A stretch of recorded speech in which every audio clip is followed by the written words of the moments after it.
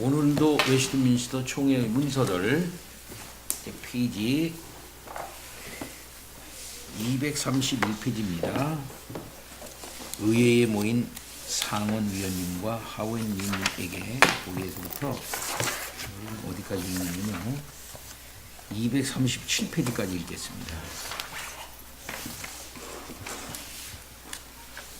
자, 그러면 제가 조금 읽고 넘기겠습니다. 의회에 모인 상원의원님과 하원의원님에게 목회자 임직의 교리적 부분과 관련하여 웨스트민스터 의회의 법령에 따라 현재 개회한 성직자 총회의 겸허한 조언, 거기 3번을 이옥국 씨 읽어주세요. 목회자의 임직에 대한 교리적 부분 1. 아무도 합법적인 부르심 없이 말씀 사역자의 직책을 떠맡아서는 안 된다.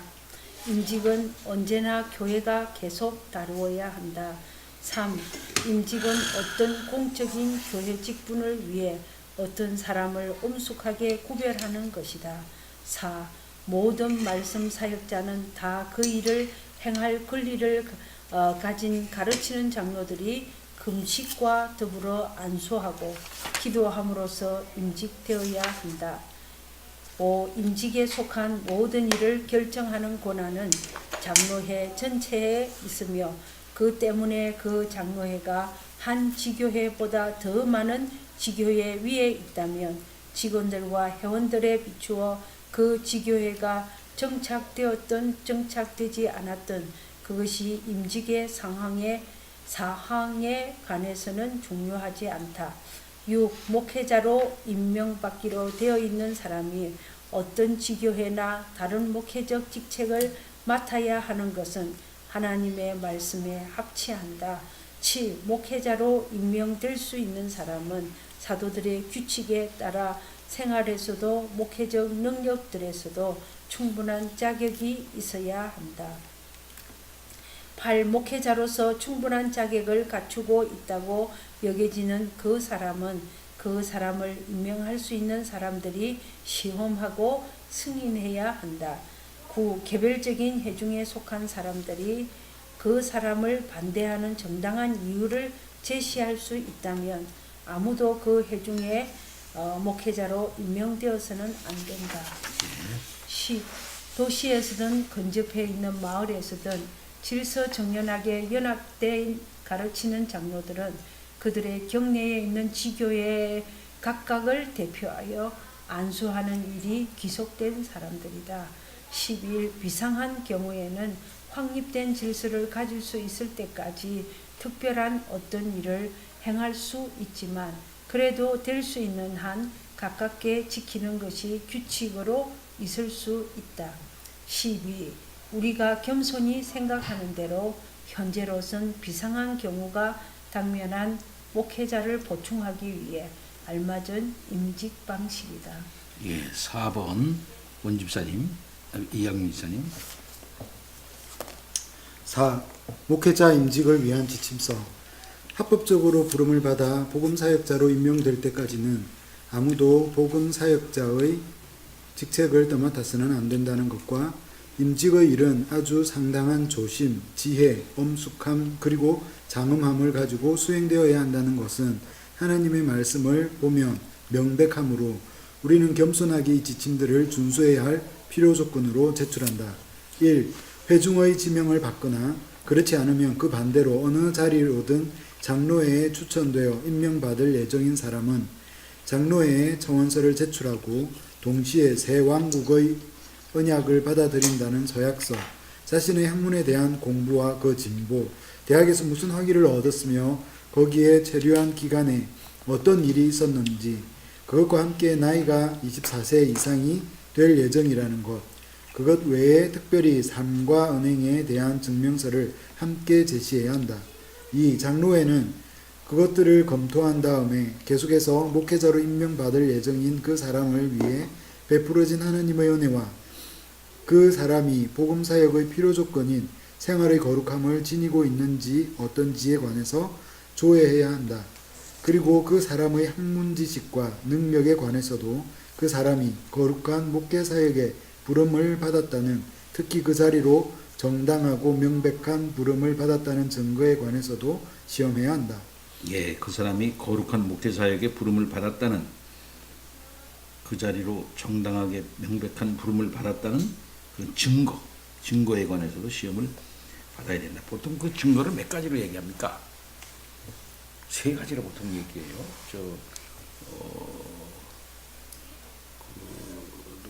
그 사람이 이제 정리를 하고 있는데, 첫째는 자신 속에서 소명이 확실해야 된다. 자기 소명이, 하나님께서 날 부르셨다는 소명. 그 다음에 공동체에서 그 사람의 은사를 확인해 주는 겁니다. 아, 너 좀 목사하면 좋겠다. 이런 거. 그 다음에 사역을 함에 있어서의 효과.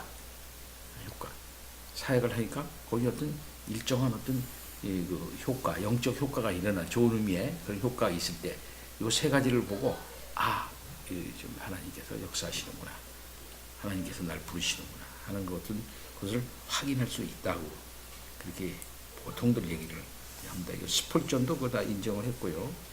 네, 이렇게 보통 세 가지로 우리가 보통 얘기를 합니다. 시험하는 규칙은 뭐냐? 계속 시험하는 규칙은 다음과 같다. 1. 장로회는 그것과 함께 형제적인 방법으로 온유한 심령을 가지고서, 그리고 목회자로 임명받을 예정인 모든 사람의 진지함과 겸손함과 자질에 특별한 관심을 가지고서 시험받는 당사자를 대한다. 2. 장로회는 목회자로 임명받을 예정인 모든 사람의 원어 실력을 시험해야 하며, 그 시험은 히브리어 성경과 헬라어 성경을 읽음으로써, 또한 읽은 어떤 책의 어떤 부분을 라틴어로 번역함으로써 행해진다.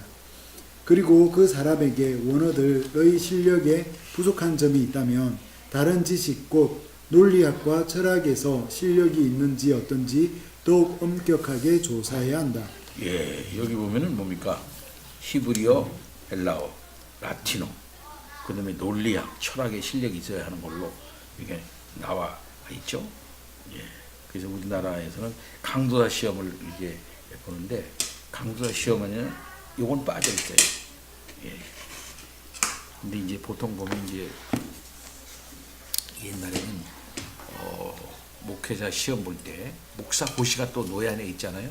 총회에서는 강도사 시험을 보고, 요건 지금 뭘 하냐면 노예에서 말하는 걸 말하는 거예요. 노예에서 보통 볼 때 이제 히브리어 성경이나 헬라어 성경을 펴놓고 요걸 한번 읽어보시오, 이렇게 해석해보시오 하는 경우도 있는데, 거기 통과된 사람은 거의 없어요. 다 잊어버려가지고. 그러면 가지 마시오 이러시잖아요. 그 가지 말라면 뭐 다 못 가야지 뭐. 그래서 목사님들이 그거는 이제 없어졌어. 너무 추천서를 다 써가지고 다 보내가지고. 그래, 이걸 해야 되는데 안 하니까는. 이걸 요즘 안 해. 자, 계속해서 3번. 3. 그 사람이 어느 저자의 신학책들을 읽었는지, 더 나아가 어떤 신학책에 정통하고 있는지, 종교의 기초에 대한 지식과 그 기초가 담겨져 있는 정통 교리를 모든 불건전하고 잘못된 견해들, 특히 오늘날의 이러한 견해들에 맞서 변호할 능력이 있는지, 양심이 결정할 문제들과 관련하여 그 사람에게 제시하게 될 터인 성경 구절들의 의미와 의도에 대한 지식이 있는지, 그리고 성경 연대와 교회 역사에 대한 실력이 있는지 시험해야 한다. 예. 4. 그때까지 그 사람이 판단할 수 있는 사람들의 승인을 얻어 공적으로 설교하지 않았다면, 그 사람은 자기에게 지정된 적당한 시간에 장로회 앞에서 자기에게 주어질 성경 구절을 자세히 설명해야 한다. 예, 이건 이제 성경 해석도 시험 보는 거예요. 그래서 5. 그 사람은 또한 자기에게 배당될 터인 신학의 일반적인 주제나 논쟁이 되는 주제에 대한 라틴어 논문을 요구되는 기간 이내에 작성하여 그 논문의 요지를 나타낸 논제들을 장로회에 제출해야 하며, 게다가 그 논제들에 대한 논박을 방어해야 한다. 라틴어 논문도 써야 한다 이게. 예. 6. 그래서 6. 한국 신학생에게 그거 요구하는 그러니까 우리나라는 이거 하나, 목사들에서는 한 놈도 없어. 이렇게 되면 다 떨어져야 돼요. 계속. 6. 그 사람은 장로회, 바꾸어 말하면 장로회가 장로회에 속한 말씀 사역자들 중에서 지명한 몇몇 말씀 사역자가 참석하는 회중 앞에서 설교해야 한다. 네, 요건 지금 합니다. 요거는 설교를 노예 그 목사 고시부 목사가 있을 거 아니야. 그럼 고시부 목사 앞에서 이제 설교해요. 예, 설교하고 이 정도 이러면 안 됩니다. 떨어뜨릴 수도 있고요. 예, 계속 7.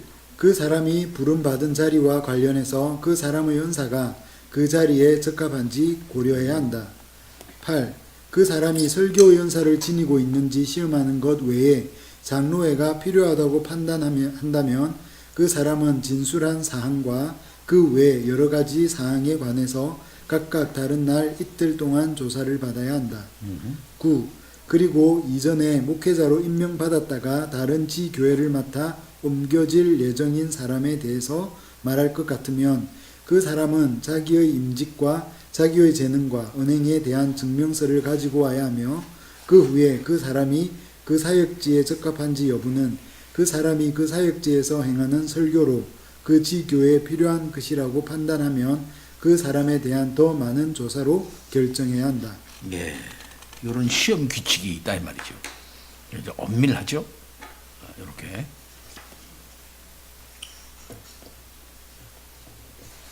목사 고시도 보통 노회에서 하게 되면 고시부에서 목사 고시를 보게 되는데 보통 보면 교리, 그다음에 정치, 그다음에는 일반 상식 이렇게 이런 정도로 이제 봅니다.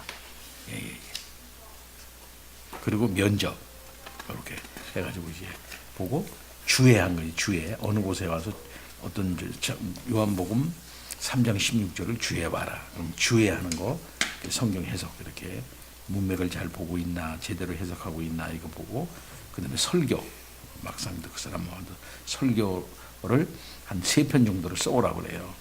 최근 설교를. 그리고 그 중에 하나를 가지고 빼가지고 이걸 해보라 그렇게 시켜요. 그리고 비평하고 면밀히 그 면접을 하게 됩니다. 자, 3번 우리 원집사님 읽어주세요. 쭉. 3. 그 모든 것에서 그 사람이 입증되면 그 사람은 섬기기로 되어 있는 교회로 파송되어 거기서 매주 각각 다른 날 사흘 설교해야 한다. 더 나아가 회중이 자기들의 건덕을 위해 그 사람의 은사를 시험할 수도 있고 그 사람의 삶과 언행을 조사하고 더 잘 알 수 있는 시간과 기회를 가질 수 있도록 회중과 친하게 사귀어야 한다. 4. 그 사람의 설교 은사를 시험하기 위해 정해진 이 사흘의 마지막에 장로회는 그 회중에게 공적인 통지를 서면으로 보내야 하며 그리고 그 통지서는 회중 앞에서 공적으로 낭독되어야 한다. 그리고 그 후 교회 문에 붙여야 하는데 이는 그날 그 회중 중에서 그들 자신이 지명한 적당한 숫자의 회원이 장로회 앞에 출두하리라는 것을 알리기 위함이며 그 사람이 자기들의 목회자로 있을 것을 승낙하고 찬성하기 위함이며 또는 그 반대로 그 사람에 대해서 어떤 반대 의견들이 있었는지를 모든 기독교적인 분별력과 온유함으로 지출하기 위함이다. 그리고 약속한 그날에 그 사람에 대한 정당한 반대 의견이 없이 회중이 그저 승낙할 뿐이라면 그때의 장로회는 임직 절차를 밟아야 한다. 예. 그러니까 그 어느 교회에 가서 시험을 해가지고 현장 실습을 해가지고 그 교회에 합격을 받아야 한다는 거예요. 그리고 그 교회가 그것에 의해서 청빙을 할 경우에 이제 임직을 하는 것입니다.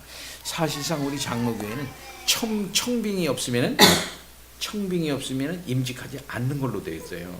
목사 임직. 이 사람 자격이 된다 그러면 무조건 해주는 게 아니라 자격은 되더라도 이 사람을 필요로 하는 곳, 그곳에서 청빙이 있어야만 거기 가서 일하시기 위해서 목사 안수직을 주는 거예요. 그러니까는 목사직을 남발하지 않죠. 이렇게 될 경우에는 청빙 없으면 지금도 목사직을 안 줘요. 근데 어떤 경우가 있느냐면은 청빙을 못 받는 수도 있지 않습니까? 신학생은 많잖아요. 강사고시 많이 합격하고 1년 지났는데 목사 안수를 줘야 되는데 청빙이 없단 말입니다. 그러면 이제 청빙이 없을 경우에 이 사람이 목사 안수를 받기 위하여 여러 조건들이 있어요. 어느 교회에 가서 부목사로 청빙을 자기가 받아가지고 있으면 되는데 부목사 청빙도 못 받았을 경우에는 자기가 속한 그 교회가 있을 거 아닙니까? 그래도 그 목사한테 요청을 해가지고 저 목사 안수를 받고 싶은데 어떻게 하면 좋습니까? 그럴 때 그 양반이 편법이야. 이거는 선교 목사나 전도 목사로 청빙을 해. 노회의. 근데 이거는 그 교회 소속이 아니라 노회 소속이 되는 거예요. 노회 전도부를 통해 가지고 전도부에서 청원을 해. 예? 다른 사람들은 다 이게 목사 안수를 받는데 이 사람은 그냥 있을 수 없다. 그러니까 이 사람을 노회의 전도 목사로 이제 안수해 주시기 바랍니다. 하고서 전도 목사로 청빙을 하는데 실상은 이거는 편법이죠. 예.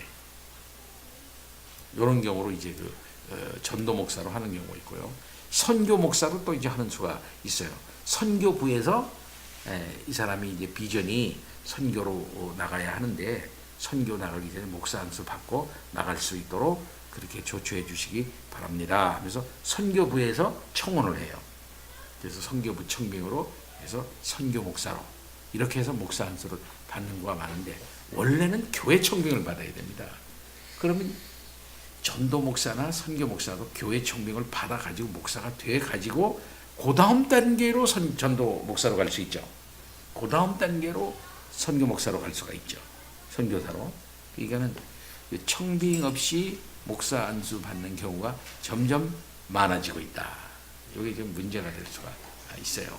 왜 그러냐면 부목사 자리도 구하기가 쉽지 않기 때문에. 예. 계속해서 읽어주세요. 5. 임직받을 예정인 사람이 섬기기로 되어 있는 그 교회에서 행해질 예정인 바 임직식을 거행하기 위해 정해진 그날에 그리스도께서 제정하신 임직의식과 그들의 선을 위한 그리스도의 종의 수고에 하나님의 은총이 베풀어지기를 간구하는 기도에 더욱더 열중해서 참가할 수 있도록 회중은 엄숙히 금식해야 한다. 장로회가 그 임직 장소로 오거나 적어도 서너 명의 말씀 사역자가 장로회에서 그곳으로 파송되어야 하며 그리고 장로회가 지명한 말씀 사역자는 회중에게 그리스도의 사역자의 직책과 의무가 무엇인지 그리고 사역자의 직무를 위해 회중이 사역자를 어떻게 받아들여야 하는지 설교해야 한다. 6.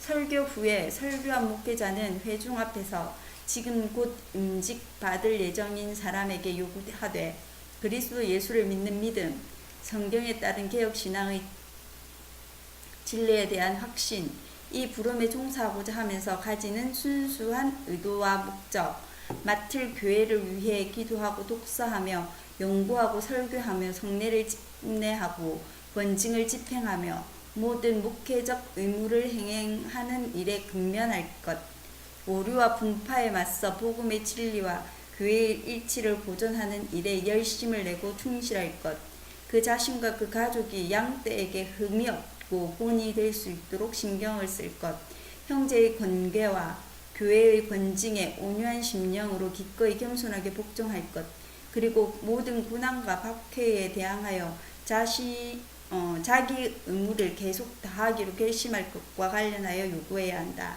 권면이죠.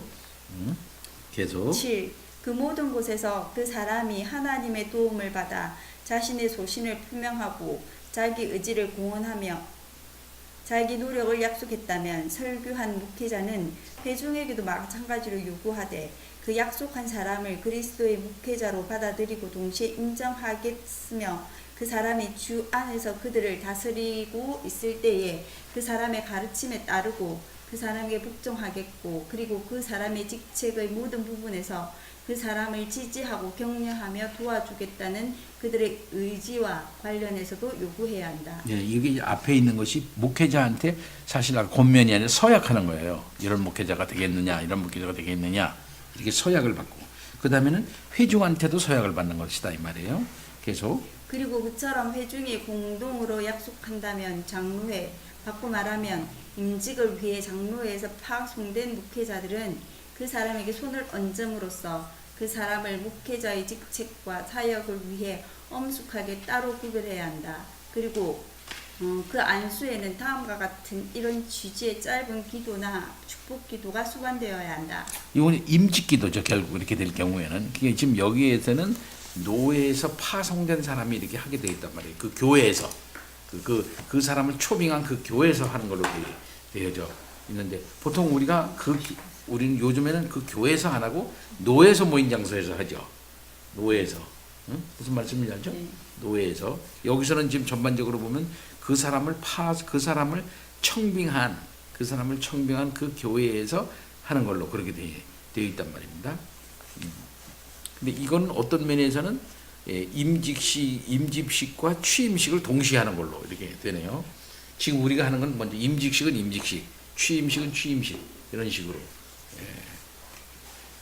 계속 8. 자기 백성을 구원하기 위해 예수 그리스도를 보내주심으로 말미암아 그리고 그리스도를 하나님 아버지의 우편으로 오르게 하사 거기서부터 그리스도의 성령을 부어주시고 그리스도의 교회를 모으고 세우기 위해 사람들에게 즉 사도들, 복음 전도자들과 선지자들과 목사와 교사들에게 은사를 주심으로 말미암아 이 위대한 일을 위해 이 사람에게 능력을 주시고 게다가 이 일을 할 마음이 일어나게 하심으로 말미암아 감사하는 마음으로 하나님의 크신 자비하심을 인정하면서 하나님께 간청하오니 하나님의 성령으로 그 사람에게 능력을 주시고 하나님의 이름으로 우리가 이 거룩한 섬김을 위해 이런 식으로 구별하는 그 사람이 그 자신뿐만 아니라 자신에게 돌보도록 맡겨진 자신의 회중도 구원할 수 있도록 그 사람이 모든 일에서 목사직에 속한 과업을 완수하게 하여 주소서.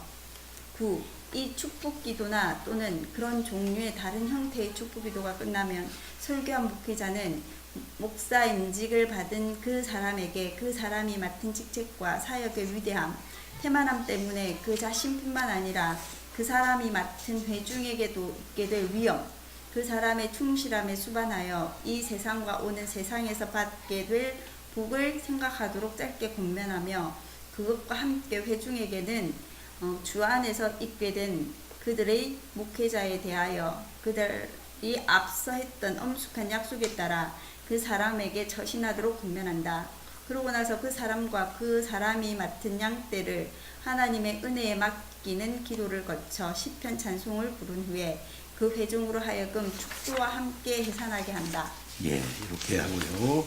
그 다음에 계속 10. 잉글랜드 국교에 있던 임직 방식을 따라 이전에 사제로 임명된 한 목회자가 개혁파 교회의 한 지교회를 맡으려고 하고 우리가 그것을 본질적으로 유효한 것으로 즉 그것을 받은 어떤 사람도 포기할 수 없는 것으로 판단한다면 그때에는 시험과 관련해서 신중한 처리가 있어야 하지만 그 목회자로 하여금 어떤 새로운 임직도 없이 허락받게 된다. 예, 그러니까 잉글랜드 교회의 신부했던 사람 있잖아요. 그 사람이 개혁교회의 목사로서 일할 때 새롭게 안수할 거 없다는 거예요. 계속 11. 스코틀랜드에서나 그 밖에 다른 개혁파 교회에서 이미 목사로 임명된 어떤 사람이라도 잉글랜드의 한 지교회를 맡으려는 경우에 그 목사는 자기의 임직, 자기가 그들과 함께 지내는 동안에 보인 삶과 언행, 그리고 자기가 이동하는 이유들에 대한 충분한 증명서를 임명받은 그 교회에서부터 임명될 그 지교회가 속해 있는 그 장로회 이곳 앞으로 제출해야 한다. 그리고 그 목회자는 자기의 적합함과 능력을 알아보는 시험을 받아야 하며 다른 항목들에서는 시험과 허입과 관련하여 바로 앞에서 말하고 있는 규칙에 적혀 있는 것과 동일한 절차를 그 목회자에게 적용해야 한다. 예, 개혁파 교회에서 잉글랜드 교회로 가는 사람들도 있을 거 아니겠습니까? 예? 그런 사람들은 이렇게 한다 이거죠. 12. 목사로 임명된 사람들의 이름과 그 증명서, 임직 날짜와 장소, 그들에게 안수했던 장로 회원들의 이름, 그리고 그들이 임명된 교회의 이름을 기록한 그 기록 문서가 각각의 장로회에 규모 있게 보관되어야 한다. 예. 그래서 이제 목사들이 목사에서 노예에서 안수를 받잖아요. 노예에서 안수를 받으면 목사 안수증을 받아요. 목사 안수증. 장로 강도사 인허증, 목사 안수증 받는데 그 근거로서 모든 자료를 그 원래 그 노예가 다 보관하게 돼 있어요. 다 보관합니다. 그래가지고 이 사람은 언제 그 노예의 기록에 이 사람은 언제 우리나라에서 강도사 인허를 받은 사람이고 이 사람은 언제 해서 목사 안수를 받은 사람이고 뭐 다 이런 게 이제 다 이렇게 나와 있는 거죠. 예. 근데 아시다시피 오정현 목사는 있어요, 없어 그게? 그게 없는 거예요, 이게 지금 실상 노예마다 이렇게 다 기록되게 돼 있거든요. 노예마다 그 저기가 없는 거야. 예. 예. 그리고 이제 목사 고시를 보았다는 그런 어떤 강사 고시를 본 거라든지 목사 뭐 근거 자료가 다 있거든요, 저기에. 그 사람의 신상, 그다음에 뭐 다 있어요, 원래. 그래서 13. 장로회에 속한 어떤 회원도 그 회원과 관련된 어떤 사람도 임직받을 사람에게서든 그 사람을 대신하는 어떤 사람에게서든 임직이나 임직에 관련된 어떤 일로 말미암아 어떤 구실로도 어떤 종류의 것이든 한 푼의 돈도 한 개의 선물도 받아서는 안 된다. 네, 이게 중요한 거죠. 이게 매관해서는 안 된다. 매직해서는 안 된다. 확실하게 얘기하고 있어요. 근데 어때요, 좀? 어떤 종류의 것이든 한 푼의 돈도 한 개의 선물도 받아서는 안 된다.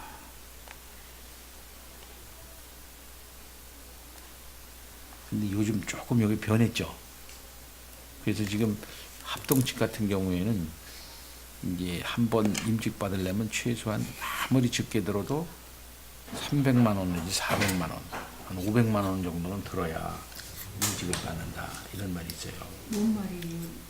그리고 이제 우리 노예 예를 들어보면은 일단은 이렇게 된다고요. 목사 시험을 보려 그러면은 목사 고시료가 있어. 목사 고시료. 목사 고시료를 보면 이 고시부 목사들이 어떤 일정한 장소에 모여야 되잖아. 그리고 하루 동안 열심히 그 목사를 위해서 모여서 출제를 하고 의논을 하고 식사하고 그걸 하잖아. 그 경비, 기초 경비가 들어요. 그러니까 목사 고시료가 있어요. 목사 고시 합격하잖아요. 그럼 안수를 하는데 안수식을 할 거 아니야. 그럼 안수위원들이 보통 한 10명 정도 안수위원이 들어갑니다. 보통 주로 이제 선배들이죠. 주로 이제 요즘 말하는 증경노예장들, 노예장을 거친 증경노예장, 노예장과 함께 이런 사람 한 10분 정도 안수위원이 선정이 돼요. 그 다음에 아까 얘기한 것처럼 설교자, 권면자, 축사하는 사람 이런 사람이 또 들어가.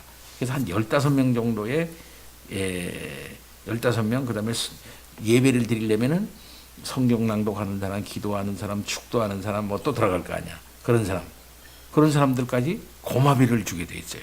보통 관습이야. 이렇게 놓으니까 보통 그 순서에 들어가는 사람이 한 300명 될 거 아니야. 30명은 될 거 아니야. 일단은 다 모으면 30명 다 돼요. 30명들이. 그러면은 그것만 해도 300만 원이야. 10만 원씩은. 그럼 그 다음에 또 뭘 하냐면은 목사 안수 받는 사람이 그때 보통 보면 식사를 내게 돼요. 관습상. 그러면은 식사 내면 노예원들이 한 70명 될 거 아니야. 노예원들이 한 70명 됩니다. 우리 같은 노예는 70명 되죠. 그 다음에는 또 들어온 군 식구들이 있을 거 아니야. 또 이래저래. 그 교회의 장로님 뭐 또 같이 축하하러 온 사람 뭐 이렇게 그러면 또 식사비가 한 사람 앞에 최소한 15,000원 잡으면은 한 80원 잡으면은 뭐 한 그건 100만 원 담으면은 15,000 잡아도 뭐 150만 원 되잖아. 그러면은 요즘 식사비 15,000원이면 아무것도 아니에요. 기껏해 갈비탕하고 이거 먹으면 10,000원이죠. 그리고 좀 고기라도 먹으면 2만 원, 3만 원 가. 뭐 좀 이렇게 넘어간단 말이야. 그러니까 목사 한 수 받으려면 최소한 아무리 없어도 500만 원 든다. 그런 말 나온다 이거죠. 예. 우리는 그런 돈 안 들을 때. 우리? 우리는 뭐 그때는 우리 워낙 그때는 우리 합동 개혁 측아닙니까 그때는. 지금 우리는 합동 측아니야. 나는 개혁 측에서 초창기에 봤더니 그때는 그런 거 하면 안 됩니다. 그래서 그냥 아무것도 안 했지 뭐. 아무것도 우리는 안 했어요. 아예 노예에서 선물을 줘. 오히려 네, 선물을 줘. 아, 목사 그동안 수고 많았습니다. 같은 오히려 선물을 줄 정도인데. 근데 그런 관행으로 바뀌어 나가야 돼 사실은. 저희 후배 같은 경우에는 사람이 좀 많기를 원하더라고요.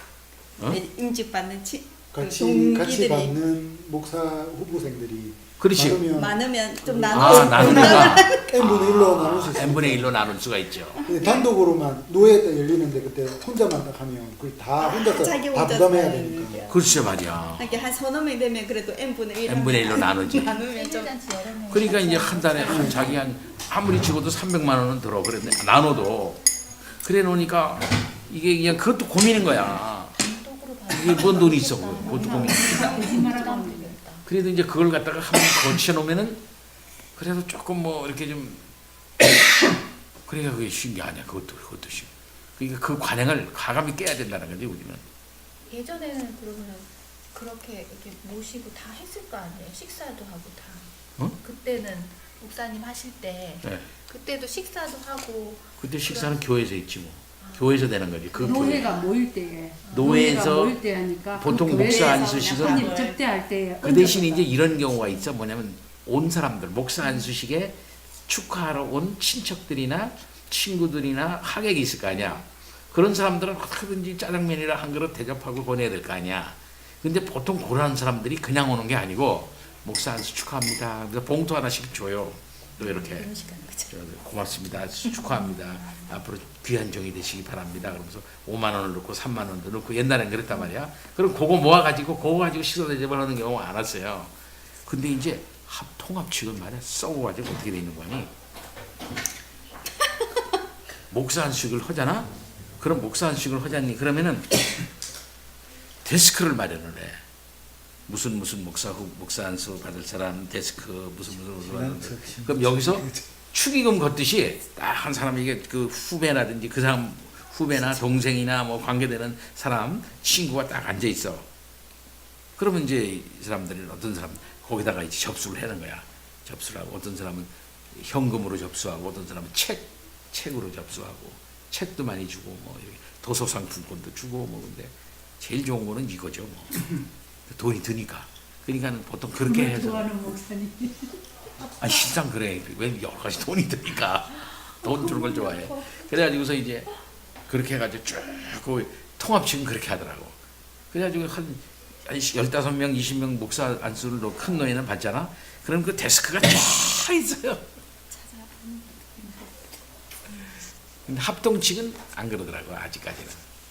근데 우리 개혁 측 여기 합신 측 전혀 그런 게 없고 알아서 그냥 주고 말고 그렇게 하죠. 그러니까 이게 심하게 사실상 돈 없는 분들은 참 심각하죠. 근데 300만 원 내지 500만 원 이거는 기본이야 기본. 내가 얘기하는 기본이야 지금. 우리 노예 같은 적은 노예도 300만 원 드니까. 합신처는 지금도 안 그러겠죠. 그러니까 노예 합신 측은 노예마다 또 풍습이 달라요. 그래가지고서 전혀 그게 없는데 그래도 전혀 조금 있는데 조금 다르지. 근데 그것마저도 싹 없애려고 하죠. 안 된다 그러니. 괜히.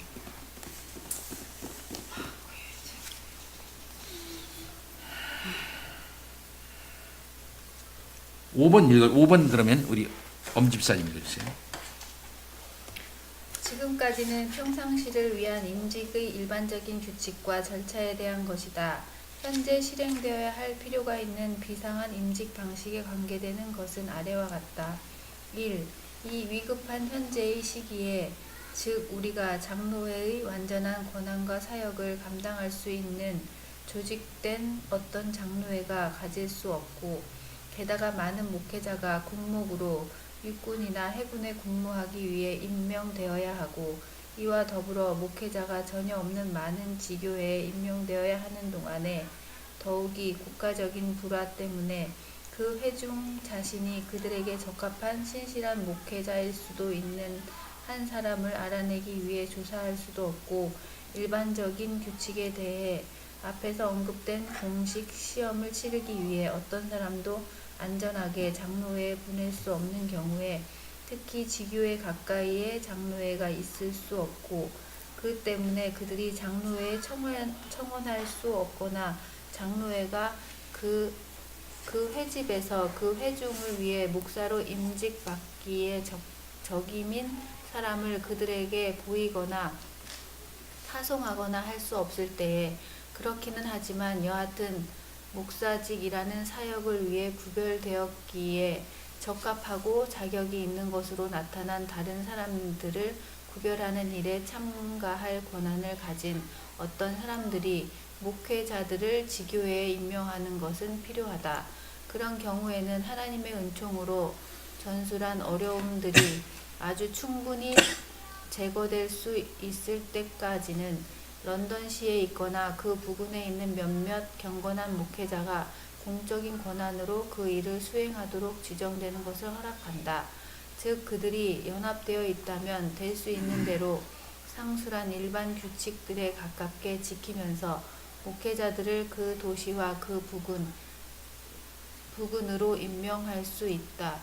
그리고 이 연합은 다른 어떤 의도나 목적을 위해서가 아니라 오직 임직의 일을 위해서만 있는 것을 허락한다. 이 동일한 권한으로 큰 도시들과 여러 자치주 안에서 인접해 있는 행정교구들에서 비슷한 연합을 형성하는 것을 허락하는데, 그 지역들은 현재 평온하고 조용하여서 인접한 지역을 위해 같은 일을 행할 수 있다. 3. 육군이나 해군에서 군목으로 근무하기 위해 선택되거나 임명되는 사람들을 상술한 대로 런던이나 지방의 몇몇 다른 도시에 속하는 연합된 목회자들이 임직하는 것을 허락한다.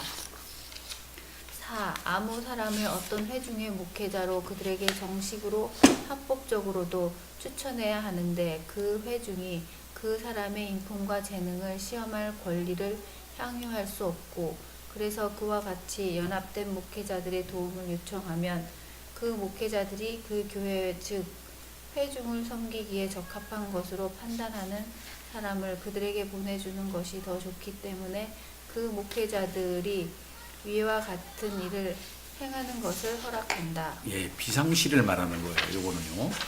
보통 보면은 이제 우리나라도 군목제도를 두고 있죠. 군목제도. 이 군목제도를 어떻게 시행하느냐면은 저는 이제 군목 시험을 안 봤는데 2학년 때 정도 이제 되면 군목 시험을 봅니다. 군목 시험을 보면 예비 군목 이제 군목 후보생이라 그래. 군목 후보생으로 이제 합격을 하면은 이 사람은 이제 대학부, 우리 같은 경우는 대학부 4학년을 마치고 신학부를 들어가 3학년 들어가고 바로 끝난 다음에 바로 강도사 시험을 바로 봐요. 그 사람에게 대해서는요. 강도사 시험. 근데 강도사 시험은 다 같이 봐. 다 강도사 시험은 다 같이 보고 강도사 시험 보고 난 다음에 합격하잖아. 그럼 바로 안수를 해. 이 사람에 대해서는. 보통 보면 강도사 시험을 보고 난 다음에 한 1년 정도 둡니다. 그래서 노예에 보내가지고 노예에서 인허받고 또 이렇게 활동하게 하고 1년 정도 지난 다음에 목사 고시를 보게 돼 있대요. 1년이 지난 다음에 꼭 목사 고시를 봅니다. 근데 1년을 안 지나게 하고 바로 강도사 시험을 합격하면 바로 군대를 가야 되니까 이 사람이 군목으로 가야 되니까 바로 안수를 해가지고 이제 목사로 보내요. 이런 경우가 이제 많습니다. 보통 이제 그렇게 하죠. 자, 그럼 오늘 여기까지만 읽겠습니다.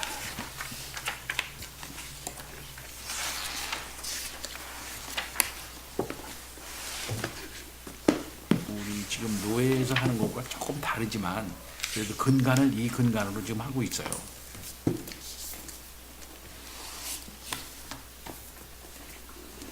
자, 오늘 페이지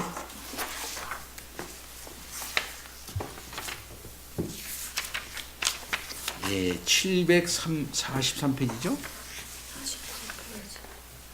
맞습니까? 749페이지. 49페이지? 749페이지. 749페이지 383번입니다. 중보자 예수 그리스도입니다. 자, 그리스도는 그의 인격과 사역 전체에서 하나님의 사랑을 계시하신다. 이것은 한편으로 그리스도의 사역을 오로지 하나님의 심판하는 정의에 대한 계시로만 보는 것이 잘못임을 의미한다. 이런 식의 이해는 우리 주 예수 그리스도의 아버지이신 하나님을 이교적인 신으로 전락시켜서 희생제물로 그의 진노를 달래야 하는 분으로 만드는 것이다. 하지만 그리스도의 죽음을 단지 하나님의 사랑에 대한 표현만 보는 것도 잘못인데 적어도 우리가 자주 상상하는 식의 사랑은 아니다. 예. 37번 그 한번 줄을 한번 봐볼까요? 30분 수알츠코프는 하나님의 사랑은 죄를 증오하는 거룩한 사랑이어야 하고 하나님의 의, 진노, 보응과 같은 것을 단지 하나님을 의인화하는 정도로 치부해서는 안 된다는 점을 인정한다. 그럴 경우 하나님의 사랑 역시 의인화된 것 정도로 치부되어야 하고 결국 하나님의 사랑 같은 것은 없는 것이 될 것이다. 하지만 그는 여기서 머물지 않고 거룩함과 사랑을 결합하여 전자가 후자를 위해 있고 후자가 종속되도록 한다. 하나님은 성부고 그의 모든 사랑을 구원에 이르도록 하려고 한다. 하지만 자녀들이 끝까지 하나님의 이런 의도를 거부하면 하나님의 사랑이 그들을 몰아 멸망으로 치닫게 한다. 그러므로 진노, 심판, 형벌 등과 같은 것은 사랑의 표현이요 결과다. 하지만 이런 식으로 하면 하나님의 의로움은 단지 종말적 성격만을 가지게 되고 인간의 의지가 어떻게 반응하냐의 여부에 따라 드러나는 여부가 결정되고 그렇게 되면 그리스도를 그의 피를 믿는 믿음으로 말미암는 속죄제물로 내어주고 예수를 믿는 자들을 의롭다 함으로 자신의 의로움을 나타냈다는 하나님에 대한 바울 서신의 서술과 부합하지 않는다. 이건 무슨 말입니까? 잘못된 견해라는 거예요. 네. 그러니까 앞에서 말하면 그리스도의 죽음을 단지 하나님의 사랑에 대한 표현만으로 보는 것, 하나님의 사랑의 표현으로 보는 것, 사랑으로 말미암아 사랑을 로만 보는 그런 견해, 이건 잘못된 것이다 이 말이죠. 그것만으로 보는 것은 그리스도의 죽음은 하나님의 공의에 의한 행위이기도 한 것이기 때문에 그렇다 이거예요. 영지주의와 마르키온주의자들처럼 구약의 이 사람들은 특히 말키온주의자, 말시온이라고도 발음합니다. 마르키온주의자들은 구약에는 진노하는 하나님, 신약에는 사랑의 하나님, 이렇게 구약의 하나님과 신약의 하나님이 다르다는 거예요. 구약 성경에 진노하고 복수하신 하나님과 신약 성경의 사랑과 긍휼을 베푸신 하나님 사이를 분리하는 것은 이 사람들처럼 결코 성경적이지 않다. 구약 성경에 있는 야훼 엘로힘은 공의로우시고 거룩하시고 자기 명예를 위해 질투하시고 죄에 대한 분노로 가득하시지만 또한 동시에 은혜로우시고 자비하시고 용서하기를 원하시고 신실한 사랑으로 충만하다. 두 사이는 충돌하지 않는다는 거죠. 성부와 그리스도 사이에 반하는 것은 없다. 성부 하나님과 그리스도 사이에 서로 반대되는 것은 없다. 대척점에 있는 게 아니다. 성부 자신이 바로 구원자, 즉 그리스도 안에서 세상을 자신과 화목하게 하시고 죄를 그들에게 돌리지 않으시는 분이다. 그러므로 그리스도가 먼저 자신의 행위로 성부를 감동시켜서 사랑과 은혜를 베풀도록 하신 것이 아니다. 이 말이죠. 하나님은 화내고 계신데 그리스도가 오셔가지고 화푸세요. 내가 목숨을 바치니까 나를 보시고 화푸세요. 하고서 억지로 하나님은 그렇게 하고 싶지 않는데 그리스도의 사랑에 감화되어서 그렇게 한 거 아니다 이거지. 성부의 사랑이 먼저 있고 그것이 하나님의 사랑의 선물이신 그리스도 안에 드러나는 것이다. 하나님의 공의와 사랑 사이에는 아무런 갈등이 없다. 중요하죠. 하나님의 공의와 진노는 은혜와 반대되지 않고 오히려 어떤 의미에서 그 안에 포함되어 있다. 그리스도의 보상적 희생 제사를 통해 믿음으로 말미암아 은혜로서 불경건한 자들을 의롭다 할 수 있는 길이 열렸다. 우리를 의롭게 하는 은혜는 다름 아니라 공의와 의의 방식으로 실현되었다. 마치 천둥 구름 뒤에 태양이 감추어져 있듯이 진노 뒤에 마지막 동인으로 감추어져 있는 것은 사랑이다. 델리치. 이것은 우리에게 한 가지 의문을 일으킨다. 그리스도의 죽음은 필연적이었는가 아니면 자의적이었는가? 이게 논쟁적인 제 문제가 이제 생각되는 거죠. 나오는 거죠.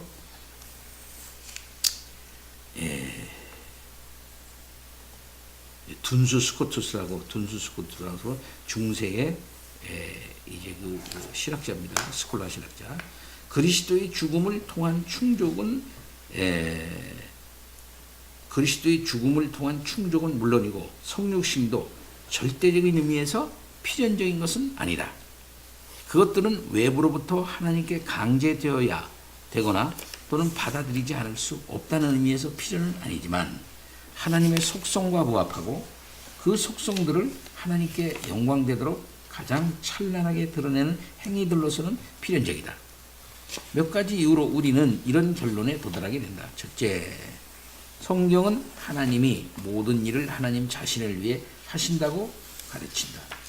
따라서 모든 일의 최종적인 근거와 궁극적인 목적은 그리스도의 성육신과 충족에서도 마찬가지로 하나님 자신에게 있어야 한다.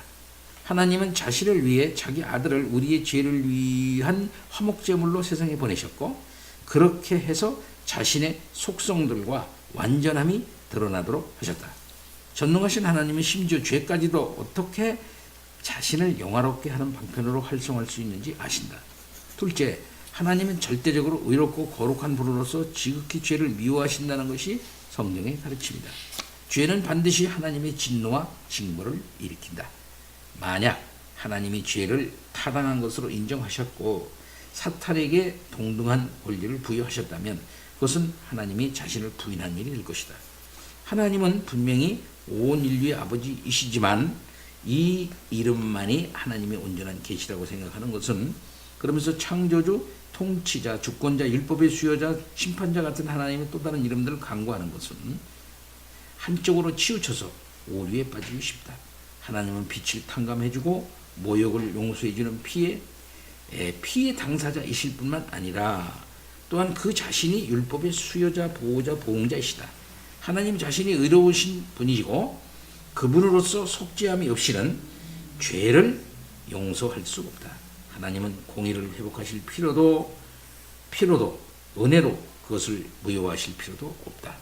오히려 하나님은 그리스도의 십자가에서 공의와 은혜가 모두 나타나게 하셨다.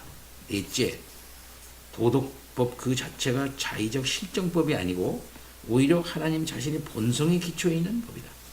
그러므로 율법은 거스르거나 파기할 수 없다. 그리스도는 율법을 폐하러 오시지 않고 완성하러 오셨다. 그는 율법의 위엄과 영광을 굳게 세우셨다. 따라서 믿음은 율법을 폐기하지 않고 오히려 굳게 세운다. 다섯째, 죄는 성경을 묘사하는 어떤 특징 중에서 하나님의 거룩한 위엄을 거스리는 범죄이고 죽음의 형벌을 받기에 합당하다. 마지막으로 죄는 하나님이 벌하지 않고 그냥 내버려 두시기보다는 사랑하는 독생자 예수 그리스도가 십자가 위에서 억울하고 수치스러운 죽음으로 형벌을 받게 하셔야 할 만큼 엄청난 것이다. 만약 의가 다른 방식으로 얻어질 수 있었다면 그리스도는 헛되이 죽으신 것이다. 그런데 그리스도의 성육신과 충족은 하나님이 자기 피조물에 의해 다시 하나님으로 인정되고 영화롭게 하시기 위한 것이었다. 하나님은 그리스도 안에서 자기 자신을 계시하셨고 주권을 회복하셨고 모든 완전함을 확증하셨고 자기 이름을 영화롭게 하셨고 하나님 되심을 보존하셨다. 이 충족설에 대한 설명이에요. 충족.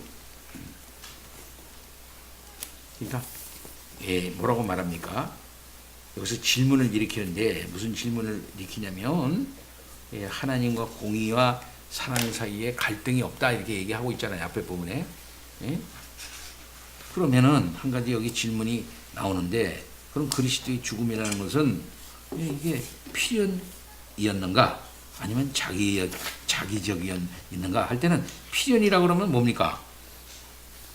필연이라 그러면은 수동적, 예수께서는 뭐냐면 자기는 필연이라고 그러면은 자기가 여기 있고 그렇게 되도록 되어 있으니까 자기로서는 수동적인 순종이다. 수동적으로 들어가는 거, 수동적으로.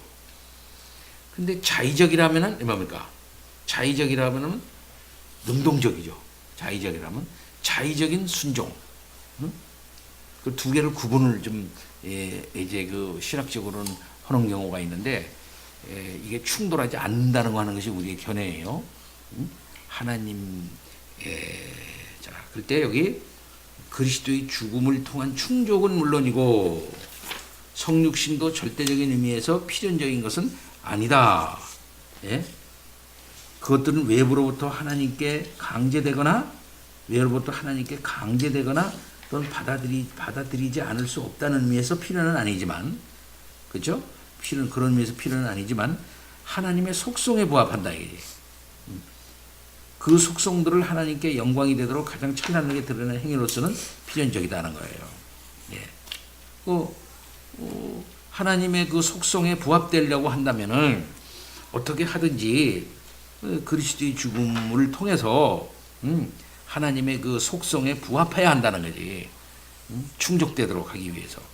그 여기에 몇 가지 그 이유들이 성경에 있는데, 첫째가 하나님께서는 하나님을 위해서 자신을 위해서 그 자기 아들을 화목제물로 보내신 분이다는 거죠. 예. 이것을 방편으로 사용한다 이거지. 둘째는 하나님은 절대적으로 이제 그 거룩하셔서 지극히 죄를 미워하신다. 그러니까 그 죄를 가만 내버리지 않는다 이거죠. 그래서 그 죄를 그냥 내버려 두는 것은 하나님 자신의 속성과 안 어울리는 거다 이런 거죠. 그렇기 때문에 예수 그리스도의 죽음이라고 하는 것은 필연적일 수밖에 없다. 이렇게 얘기를 이제 하는 거예요. 자, 좀 넘어가 봅니다. 그런데 385, 그거를 이게 읽어보십시오. 누가 그 다음에 백이사님 보세요. 385. 그리스도의 죽음이 죄를 위한 속죄, 충족으로서 필연적이었다는 믿음은 거센 반발에 부딪혔으며 지금도 계속해서 그렇다.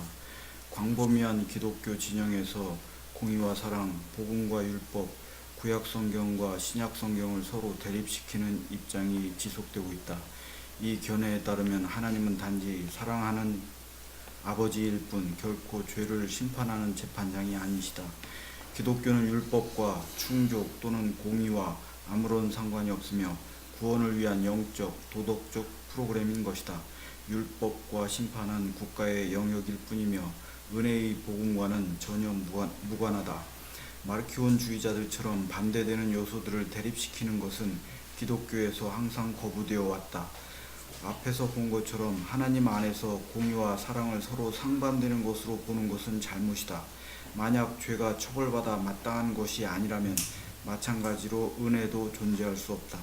공의를 부정하는 자들은 동시에 은혜도 부정하는 것이다. 공의와 종교를 대조시키는 것 역시 적절하지 않다. 둘 다 하나님이 자기 피조물에게 정당하고 합당하게 요구하신 것에 근거하고 있다. 사랑 안에서 하나님을 섬기는 것은 하나님의 율법에 부합하고 하나님의 본성을 반영한다. 참된 종교는 율법을 폐하려고 하지 않는다. 모든 종교와 도덕성은 율법을 전제한다. 우리가 하나님과 하나님의 율법을 심지어 죄와 상관없이 우리 삶을 위한 기준으로 사랑하는 것이 하나님의 뜻이다. 사랑의 이름으로 율법을 없애려고 하는 것은 복음에서 그 중심을 빼앗는 것이다.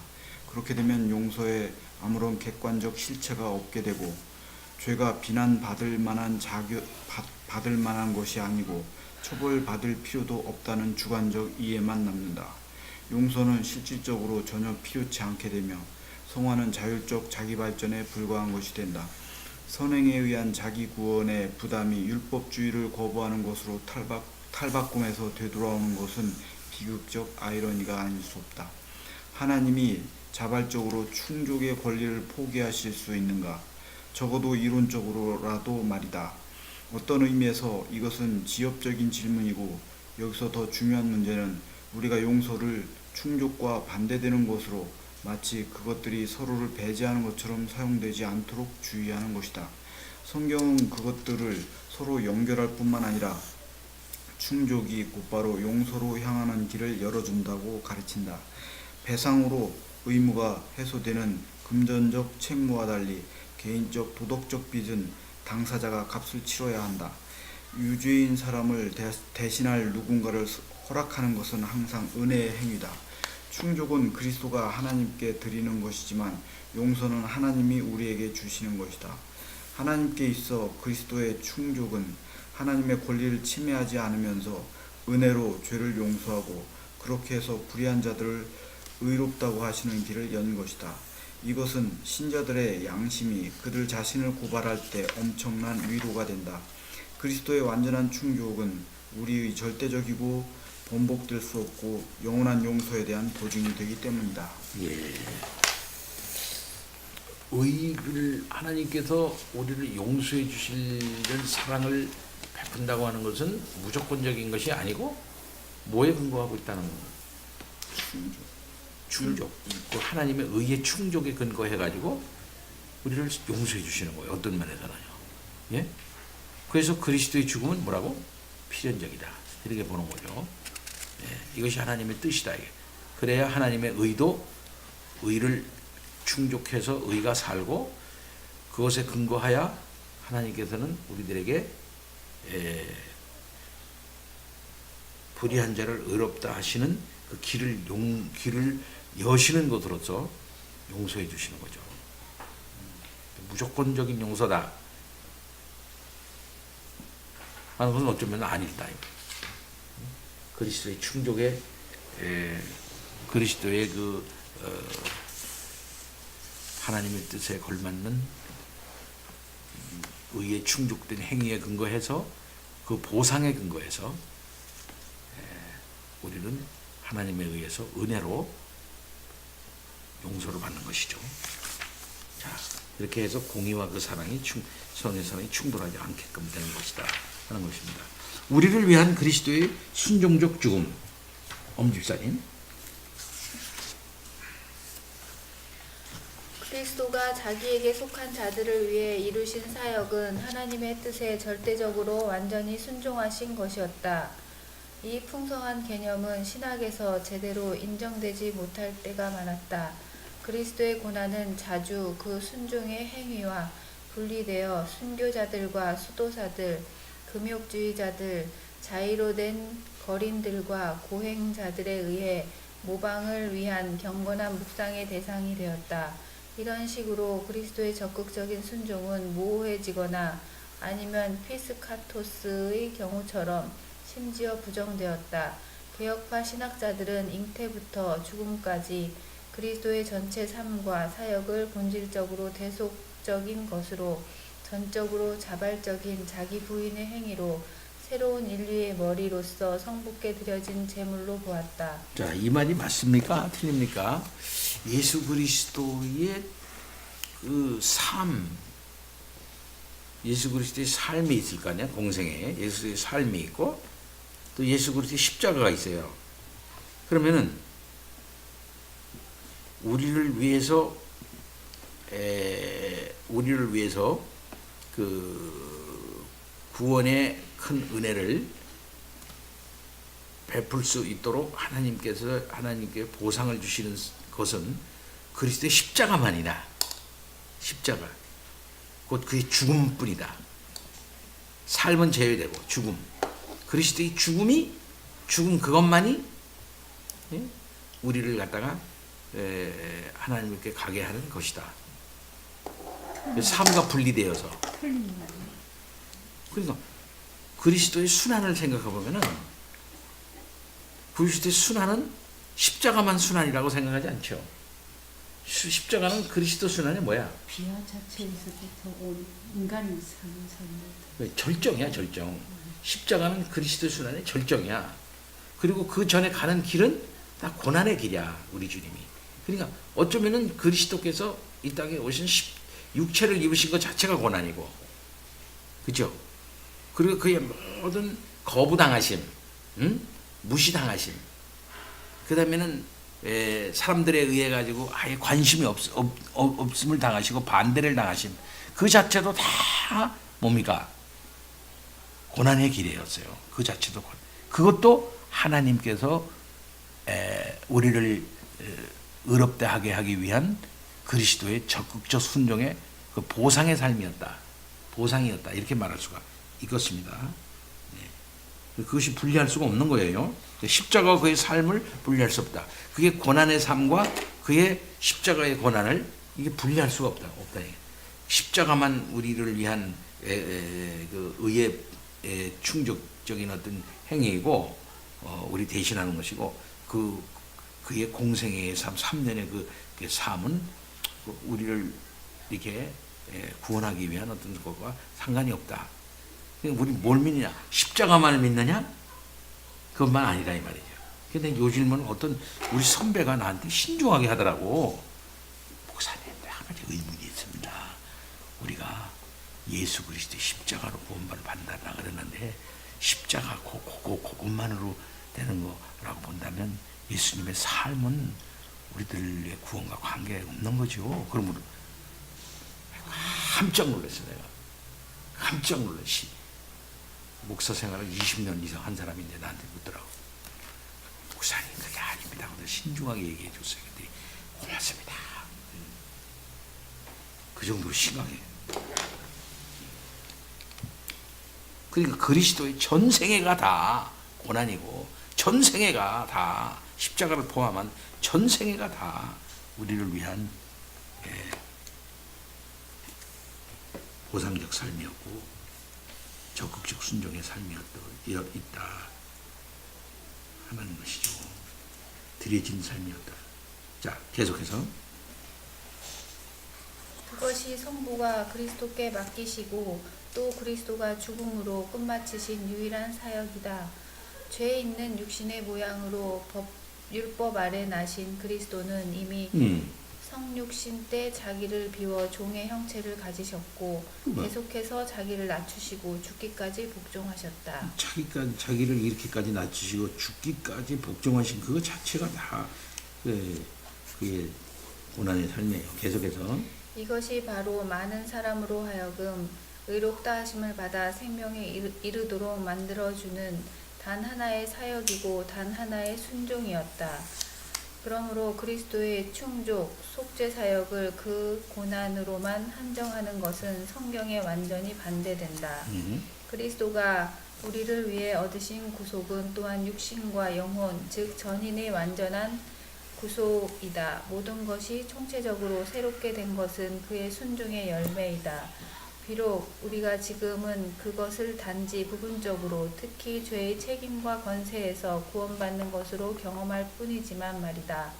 그리스도의 전 인격은 그의 능동적 그리고 소극적 순종을 통해 전체 구속에 대한 완전한 보증이 되신다. 이 구속은 하나님의 은혜 안에서 각 사람에게 인류에게 세계에 베푸시는 것이다. 여기서 이런 말 나왔죠. 그의 능동적 순종, 소극적 순종, 이렇게 그 말. 자, 387 원 집사님.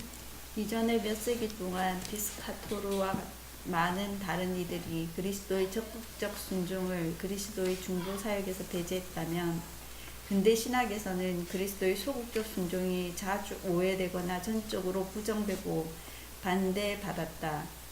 근대 신학은 하나님의 의를 만족시키는 것과 관련된 모든 개념을 거부하는 경향이 있고 그리스도의 삶을 단지 거룩하고 도덕적인 순종에 대한 모범적 사례 정도로만 여기기를 선호한다. 예. 그의 구속 사역이 갖는 중요성은 그런 소명에 대한 신실함이 그를 따르는 자들에게 어떤 방식으로든 전달되었다는 데 있다.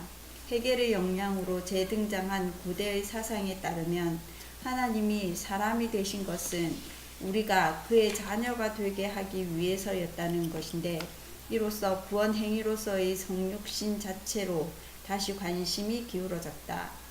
슐라이어마흐와 다른 이들에게는 예수에게 있던 고도로 발달된 신의식이 바로 우리를 구원에 이르게 하는 길이다. 다른 이들은 그리스도의 사역에 초점을 맞추고 그것을 재구성하여 인간적 순환과 연대하여 하나님 나라를 세우는 것으로 재구성했다. 그리스도는 인자로서 고난과 죽음을 인간들과 공유하셨고, 그로 인한 슬픔과 질병을 짊어지셨고, 자신의 삶과 죽음을 통해 사랑이 무엇이고 또 무엇을 할 수 있는지 보여주셨다는 것이다. 어떤 이들은 심지어 이것을 보편 속죄, 즉 온 인류의 죄를 덮는 것으로까지 확대했다. 그리스도의 죽음에 대해 이처럼 다양한 견해가 존재한다는 사실은 종종 성경 자체가 단 하나의 명확한 이해를 갖고 있지 않으며, 따라서 속죄에 대해 다양한 이론들을 용인한다는 주장에 의해 정당화되기도 한다. 하지만 우리는 신약 성경에 그리스도의 죽음을 묘사하는 풍성하고 다양한 이미지가 있으며 그중 하나만으로는 충분치 않음에도 전체적으로 일관된 설명이 존재한다는 점을 인정할 필요가 있다. 속죄의 이론들은 각자의 고유한 관점을 견지할 필요가 있다. 이것들을 너무 크게 과장하는 사람들에게 대항해서 우리는 우리를 구원하는 것이 그리스도의 죽음이지 그 죽음에 대한 이론이나 교리가 아님을 상기해야 한다. 그리스도의 죽음이 갖고 있는 능력과 그에 대해 우리가 내릴 수 있는 다소간 명확한 해석은 별개의 문제다. 그렇다고 속죄에 관한 모든 견해들을 동등한 권리를 갖는 가설들로 대할 수 있다는 말은 아니다. 문제는 이런 모든 생각 가운데서 어떤 것이 성경과 부합하는지, 그리스도의 죽음이 갖는 의미와 능력에 대해 성경 자체가 무엇을 가르치는지 하는 점이다. 이에 대해서라면 전반적인 그림은 상당히 분명하다. 그리스도 예수는 성부에 의해 보냄을 받으셨고 우리의 존재로 들어오셨고 우리의 죄책을 자기에게 담당시키셨고 자기 목숨을 세상 죄를 위한 하나님의 어린 양으로 대속물로 내어주셨고 제사장적 사역을 마치신 후에 우리를 위해 계속해서 중보하신다. 이 틀 안에서 성경은 여러 관점을 밝혀준다. 그리스도의 인격과 마찬가지로 그리스도의 중보 사역도 그토록 다면적이고 풍성해서 한마디 말로 부착하거나 단일한 형식으로 요약할 수 없다. 공관복음에서 그리스도는 하나님 나라를 전파하고 세우는 분으로 나타난다. 이 나라에는 성부의 사랑, 죄 용서의 영생이 있다. 또한 예수는 메시아로서 자기 제자들에게 이 모든 유익을 줄 권세가 있음을 분명히 하신다. 그는 이 모든 복과 함께 새 언약을 맺고 확정하시기 위해 자기 생명을 많은 사람을 위한 대속물로 주시고 자기 몸을 찢고 자기 피를 흘리신다. 사도행전에 따르면 그리스도의 죽음은 특히 법 없는 자들이 그리스도께 저지른 가공할 만한 범죄이지만 그럼에도 영원 전부터 하나님의 경륜 안에 포함되어 있었다. 죽은 자 가운데서 다시 일으켜지고 주님으로 높여지신 그리스도는 죄 회개와 죄 용서를 주신다. 바울에게 십자가는 크게 거치는 것이었지만 하나님은 이 십자가를 통해 우리를 구원하시고 하나님 안에 있는 지혜와 의, 거룩과 구속, 구원과 영생을 주시기를 기뻐하셨다. 히브리서는 그리스도를 특별히 완전하고 영원한 대제사장으로 묘사하는데 그는 고난을 통해 완전하게 되셨고 단번에 자기를 들여 자기 백성의 죄를 없애셨고 계속해서 우리를 위해 하늘에 계신 대제사장이시다. 베드로는 그리스도의 고난을 묘사할 때 우리 죄를 담당하시고 우리를 헛된 행실에서 구속하시고 우리에게 본을 보여 그 자취를 따라오게 하신 어린 양의 고난으로 그린다. 그런가 하면 요한이 우리에게 알려주는 그리스도는 양과 사자, 생명과 빛, 생명의 떡과 물, 죽음으로 많은 열매를 맺는 미랄, 양들을 위해 자기 생명을 주는 선한 목자, 세상에 생명을 주는 구원자, 알파와 오메가, 시작과 끝, 처음과 나중 등이다. 이 모든 것은 서로를 배제하지 않고 보완하며 그리스도의 사역에 대한 우리의 지식을 풍성하게 한다. 따라서 많은 다양한 이론이 있다는 것이 그 자체로 허위는 아니다. 다만 이것들이 서로 배제할 때, 특히 그리스도의 죽음이 갖는 보상의 성격을 부인하기 위해 사용될 때 그 이론들은 불완전한 오류들로 밝혀지는 것이다. 심지어 앞에서 논의한 신비적이고 윤리적인 관점들도 핵심적인 성경 자료에 정당하게 호소한다. 실제로 그리스도는 성육신을 통해 그의 인격 안에서 하나님과 인간의 연합을 이루셨고, 그런 분으로서 그리스도는 우리에게 하나님의 대변자시며 또한 하나님께 우리의 대변자시다. 그는 예언자로서 하나님을 우리에게 알리시고 제사장으로서 우리를 위해 자신을 성부께 구별하신 임마누엘이신 것이다. 그리스도가 이 땅에 오신 것은 부르심을 이루시고 하늘 나라를 세우고 자기 피로 새 언약을 확정하기 위해서다. 그리고 그는 이를 이루시기 위해 성부의 뜻에 순종하셨고 죽기까지 복종하셨고, 하나님이 그의 고난과 죽음을 통해 사망에 대해 보복하시는 의로운 심판에 대해 아멘이라고 하셨다. 그의 고난이 우리의 죄에 대한 속죄이며 그의 구속을 위한 속전이었을 뿐만 아니라 그의 죽음 안에서 신앙 공동체가 그와 더불어 십자가에 못 박혔고, 그의 부활 안에서 동일한 공동체가 무덤을 이기고 다시 살아났다. 그리스도는 결코 혼자가 아니셨다. 그는 항상 인류와의 교제 가운데 계셨는데 바로 그들의 본성을 취하신 것이다. 우리는 이런 강조점들 중에서 어느 하나도 소홀히 여겨서는 안 되고, 성경 안에서 그 강조점들 이면에 있는 통일성을 추적하면서 더 통합된 전체로 연합시켜야 한다. 예, 그 속죄 인원이 성경 안에서도 다양한 관점에 따라서 있을 수 있고 다양한 표현을 쓸 수 있는데, 이 모든 것들은 서로 다 서로를 보완하는 것이고 관계가 있는 것이고, 그렇기 때문에 통일성을 우리는 여기서 찾아가지고서 연합시켜 나가야 한다, 이렇게 말하고 있는 것입니다. 자, 그 다음에 388 이양미자님. 그리스도의 죽음에 대한 신비적이고 윤리적인 이해들이 그 자체로 틀린 것은 아니라고 해도 그것만으로는 여전히 불완전하고 불충분하다. 아이러니한 것은 그리스도의 고난과 죽음에 대한 신비적 윤리적 이론들은 대리적 보상적 견해들을 조직적으로 반대하고 제거하고자 하는데, 신비적 윤리적 이론들은 대리적 보상적 견해와 연결되지 않는다면 사실상 유지될 수 없다는 것이다. 그리스도의 죽음에 대해 근대가 가진 신비적이고 윤리적인 이해들 사이에는 주목할 만한 차이가 있다.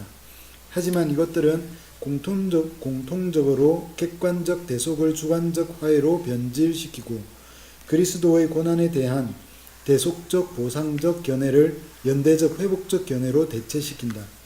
그리스도가 우리를 구원하는 것은 이를테면 우리의 죄책을 취하시고 우리의 형벌을 짊어지심에 의해서가 아니라 그의 거룩하고 모범적인 삶에 의해서다.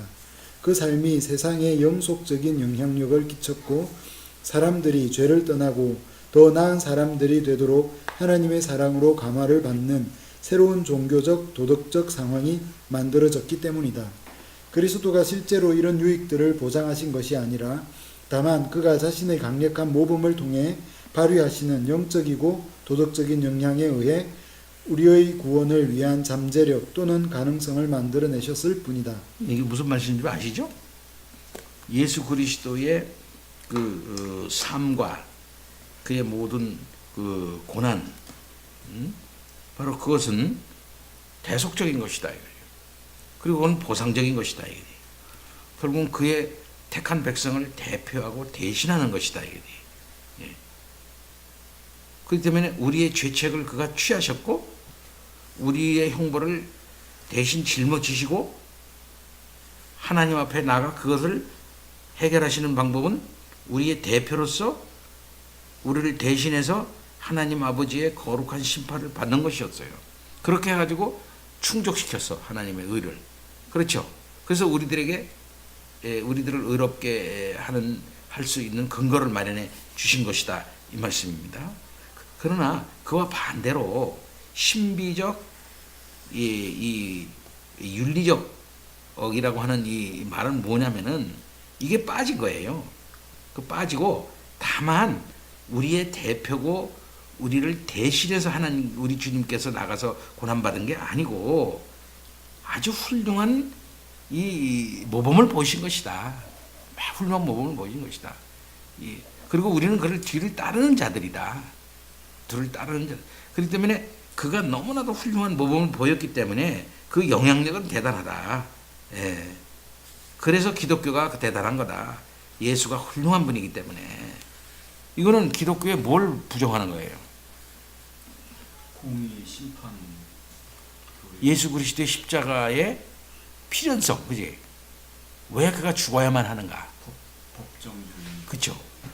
그의 십자가가 가지고 있는, 또 그의 생애가 가지고 있는 우리를 대신하는 거, 대속적 의미가 다 그 빠진 거 아니겠습니까? 이게 근대라는 거야. 근대는 여기서 자유주의가 나오는 거예요. 본질은 빼버리고 예, 겉모습만 이게 다르게 그 얘기를 하는 것입니다. 그러니까 심각한 기독교에 대한 잘못된 견해가 나오는 거죠. 예. 그래서 영적이고 도덕적인 영향에 의해 우리의 구원을 위한 잠재력 또는 가능성을 만들어 내셨을 뿐이다. 이렇게 얘기하는 거죠. 그럼 우리도 그리스도를 힘입어 우리가 구원받는 게 아니라 그리스도처럼 행함으로써 구원받는 거로 바뀌는 거죠. 그죠? 선행에다가 초점을 그쵸. 맞추게 되는 그죠? 거예요. 그리스도처럼 행해야 된다. 이렇게 나온단 말이에요. 여기에 자유주의가 나오는 거라. 자유주의가 나온단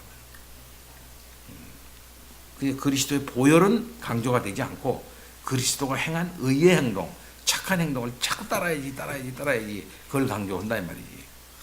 그러니까 오늘날 기독교의 그 비판의 하나의 핵심에도 이런 신앙 문제가 하나 걸려 있어요. 무슨 신앙 문제가 걸리면 그들은 복음을 이해하지 못하고 기독교를 비판하는 게 있단 말이지. 너희들은 왜 자꾸 그러느냐? 왜 이렇게 도덕적이지 않냐? 왜 이렇게 착하지 않냐? 왜 너희들에게 비리가 이렇게 많으냐? 이렇게 얘기를 한단 말이야. 예수님처럼 해. 예수님처럼 하면은 니들도 할 때 예수님은 착했잖아. 예수님은 욕심이 없었잖아. 예수님은 자기 걸 다 남들한테 줬잖아. 예수님이 한 뼘을 때리라고 그러면 이쪽 뺨도 내놓으라고 그러는데 5일 가면 10일이라고 그러는데 얘는 안 그러잖아. 왜 안 하니? 왜 윤리적이지 않냐? 왜 도덕적이지 않냐? 이걸 비판한단 말이야. 근데 그 사람은 실상 뭘 모르고 있는 거예요. 그 속에 뭐가 있냐면 예수가 그렇게 행하게 된 필연적인 이유, 그게 뭐냐? 우리를 대신한 거, 우리를 대표한 행위로서 하나님 아버지 앞에 율법을 온전히 지키려고 했던 그게 빠진 거죠. 그러니까 우리는 그걸 믿는 거란 말이에요. 그 예수를 믿는 거란 말이죠. 그렇죠? 예수의 대속적 의미를 믿는 거죠. 그리고 그것을 믿는 터 위에서 예수님처럼 행해야 되는데 그렇지 못하는 것에 대해서 가슴을 치는 거 아닙니까? 그렇죠?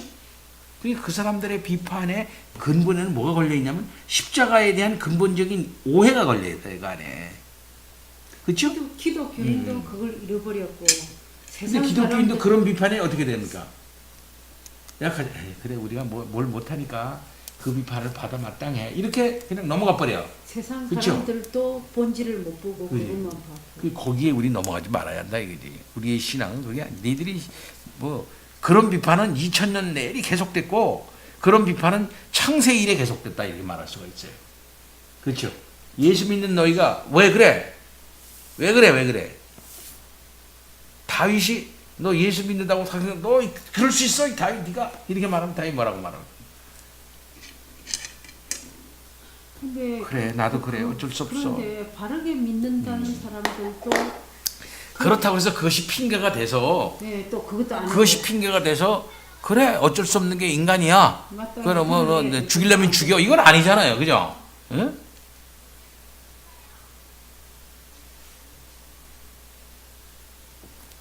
그래서 바로 이런 이유에서 이 양미사님 그렇게 바로 하니까 이런 이유에서 일부 신학자들은 그리스도의 직분에 대해 말하기를 거부하고 소명이나 부르심만을 말한다. 그렇죠. 이 두 용어 사이에는 큰 차이가 있다. 소명과 부르심은 그리스도의 사명이 하나님에 의해 정해진 것이라는 특징을 가진다는 점을 인정하지 않고 그리스도를 그저 위대한 은사를 가진 사람 또는 하나님과 인간에 대해 의무를 느끼는 천재 정도로 축소시킨다. 그렇죠.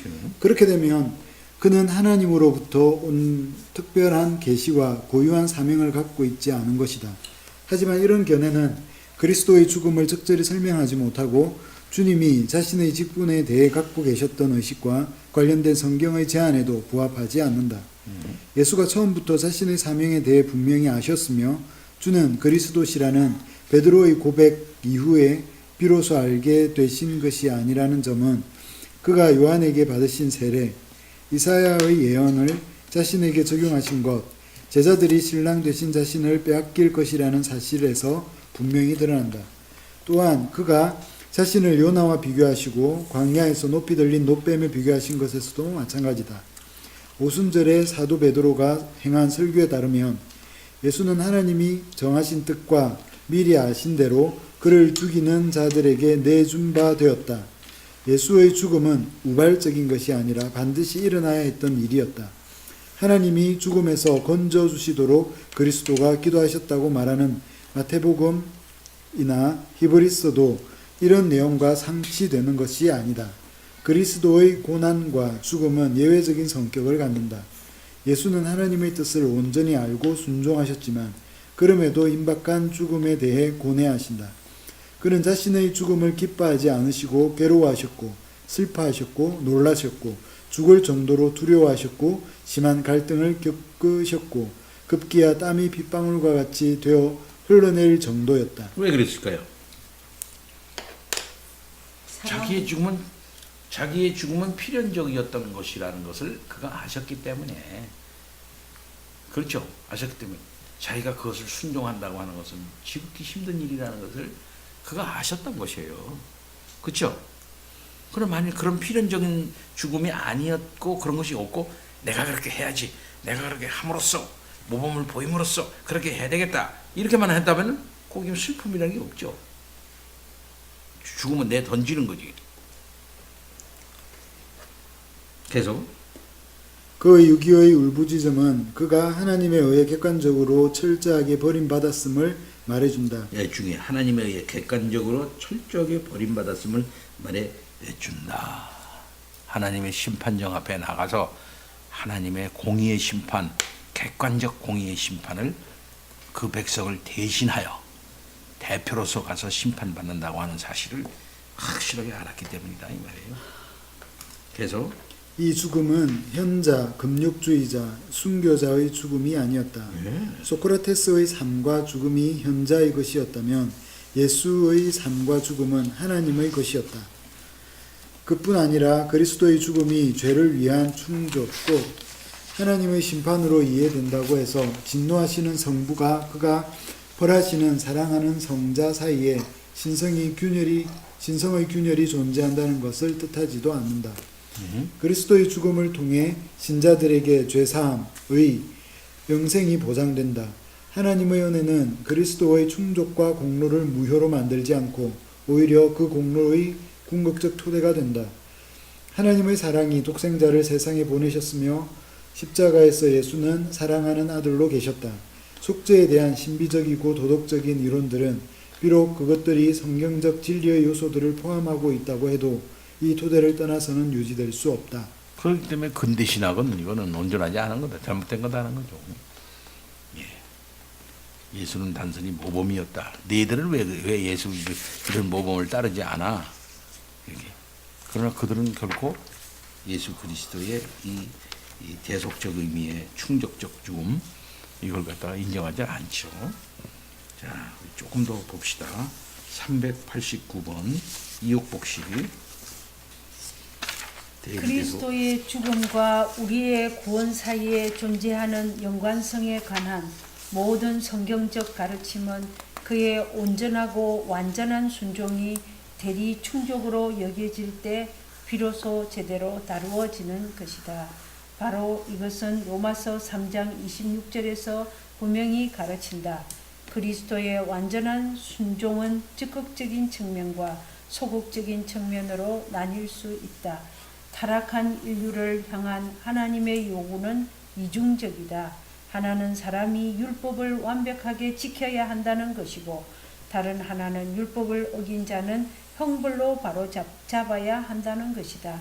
그리스도가 우리를 위해 획득하신 유익들도 이중적이다.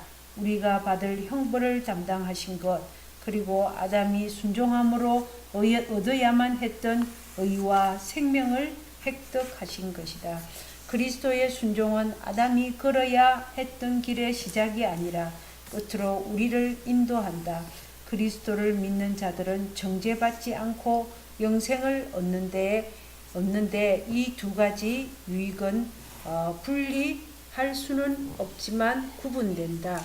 예, 우리 한번 줄을 한번 41줄을 한번 보시기만 합니다. 지나갔지만 내용은 41번 주. 칼빈은 이렇게 잘 지적한다. 하나님이 그리스도를 향해 화를 내거나 불화하신다는 말이 아니다. 어떻게 하나님이 사랑하는 아들을 향해 화를 내신단 말인가? 내 마음에 기뻐하는 자라.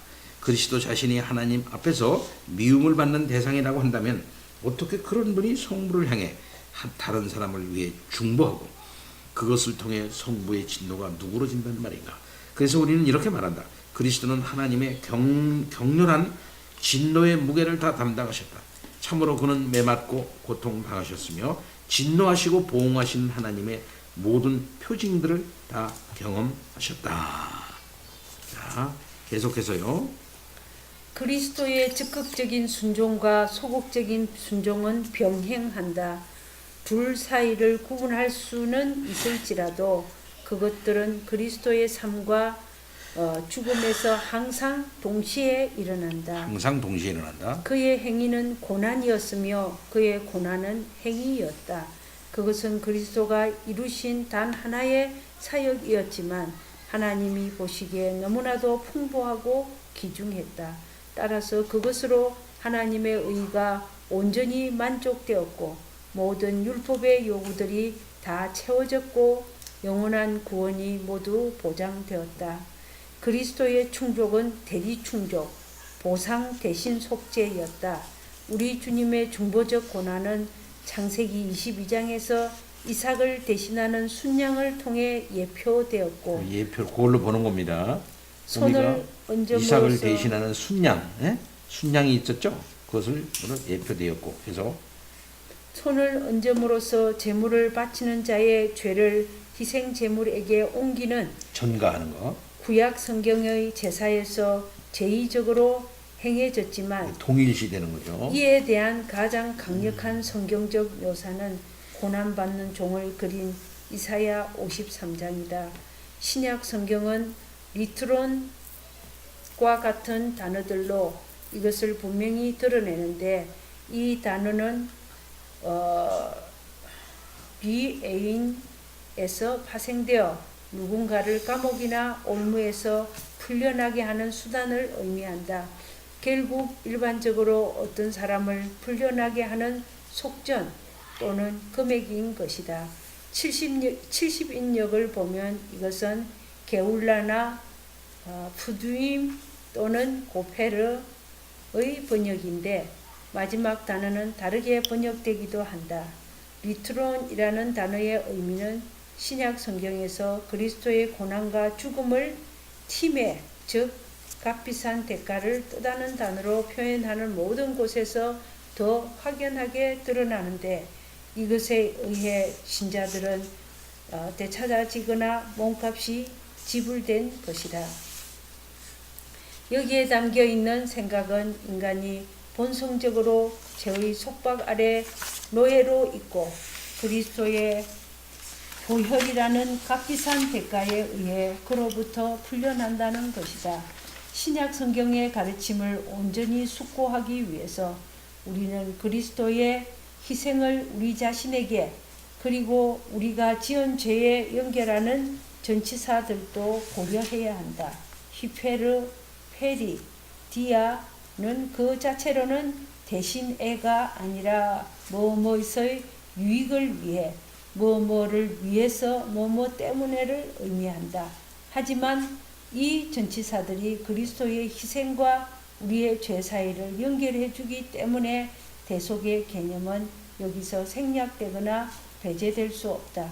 심지어 그리스도의 고난과 죽음에 대한 신비적이고 우리 대신에 고난 아니 신비적이고 도덕적인 해석이 유지되기 위해서라도 이미 법정적 의미에서 그리스도가 우리 대신에 고난당하고 그렇죠. 죽으셨다는 것이 인정되어야 한다. 법정적 의미에서 그리스도가 우리를 대신한 분이라고 하는 사실이 인정되어야만 사실상 신비적이고 도덕적인 견해도 가능한 것이다 이 말이에요.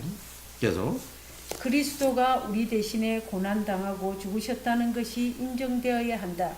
그리스도는 개인적으로 죄가 없었음에도 하나님의 의로우심을 나타내기 위한 속죄 제물로 내어준 바 되셨고 우리를 대신하여 죄가 되셨고 우리를 대신하여 저주를 받은 바 되시고 친히 나무에 달려 그 몸으로 우리 죄를 담당하셨다고 성경이 말할 때 그리고 하나님이 그의 육신에게 죄를 정하셨고 십자가에 저주받은 죽음으로 그를 심판하셨고 그런 그를 통해 우리가 지금 하나님과 화해하고 용서와 의와 생명을 누린다고 성경이 말할 때 성경이 가장 분명하게 가르치는 것이 바로 그것이다.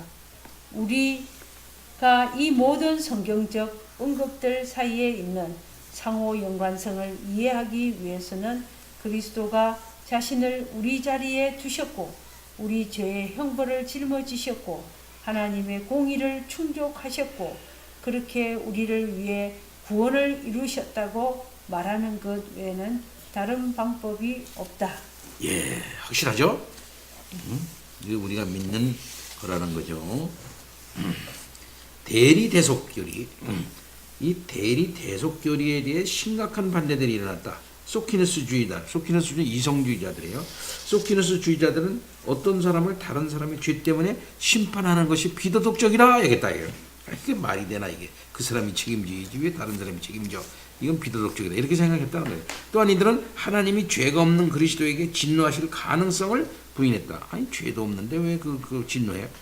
대리대속에 대한 반대들의 많은 부분은 심각한 오해에서 나온다. 이 대속을 범신론적, 물리적 또는 영적인 의미로 이해하면 안 된다. 여기서는 법정적 성격이 있다. 이게 중요하죠. 법정적 성격이 끝까지 붙잡아야 됩니다. 이 법정적 성격 거기다가 확실하게 줄을 지시기 바랍니다. 오늘날 이 법정적 성격이 자꾸 희석되고 있는 것을 볼 수가 있어요.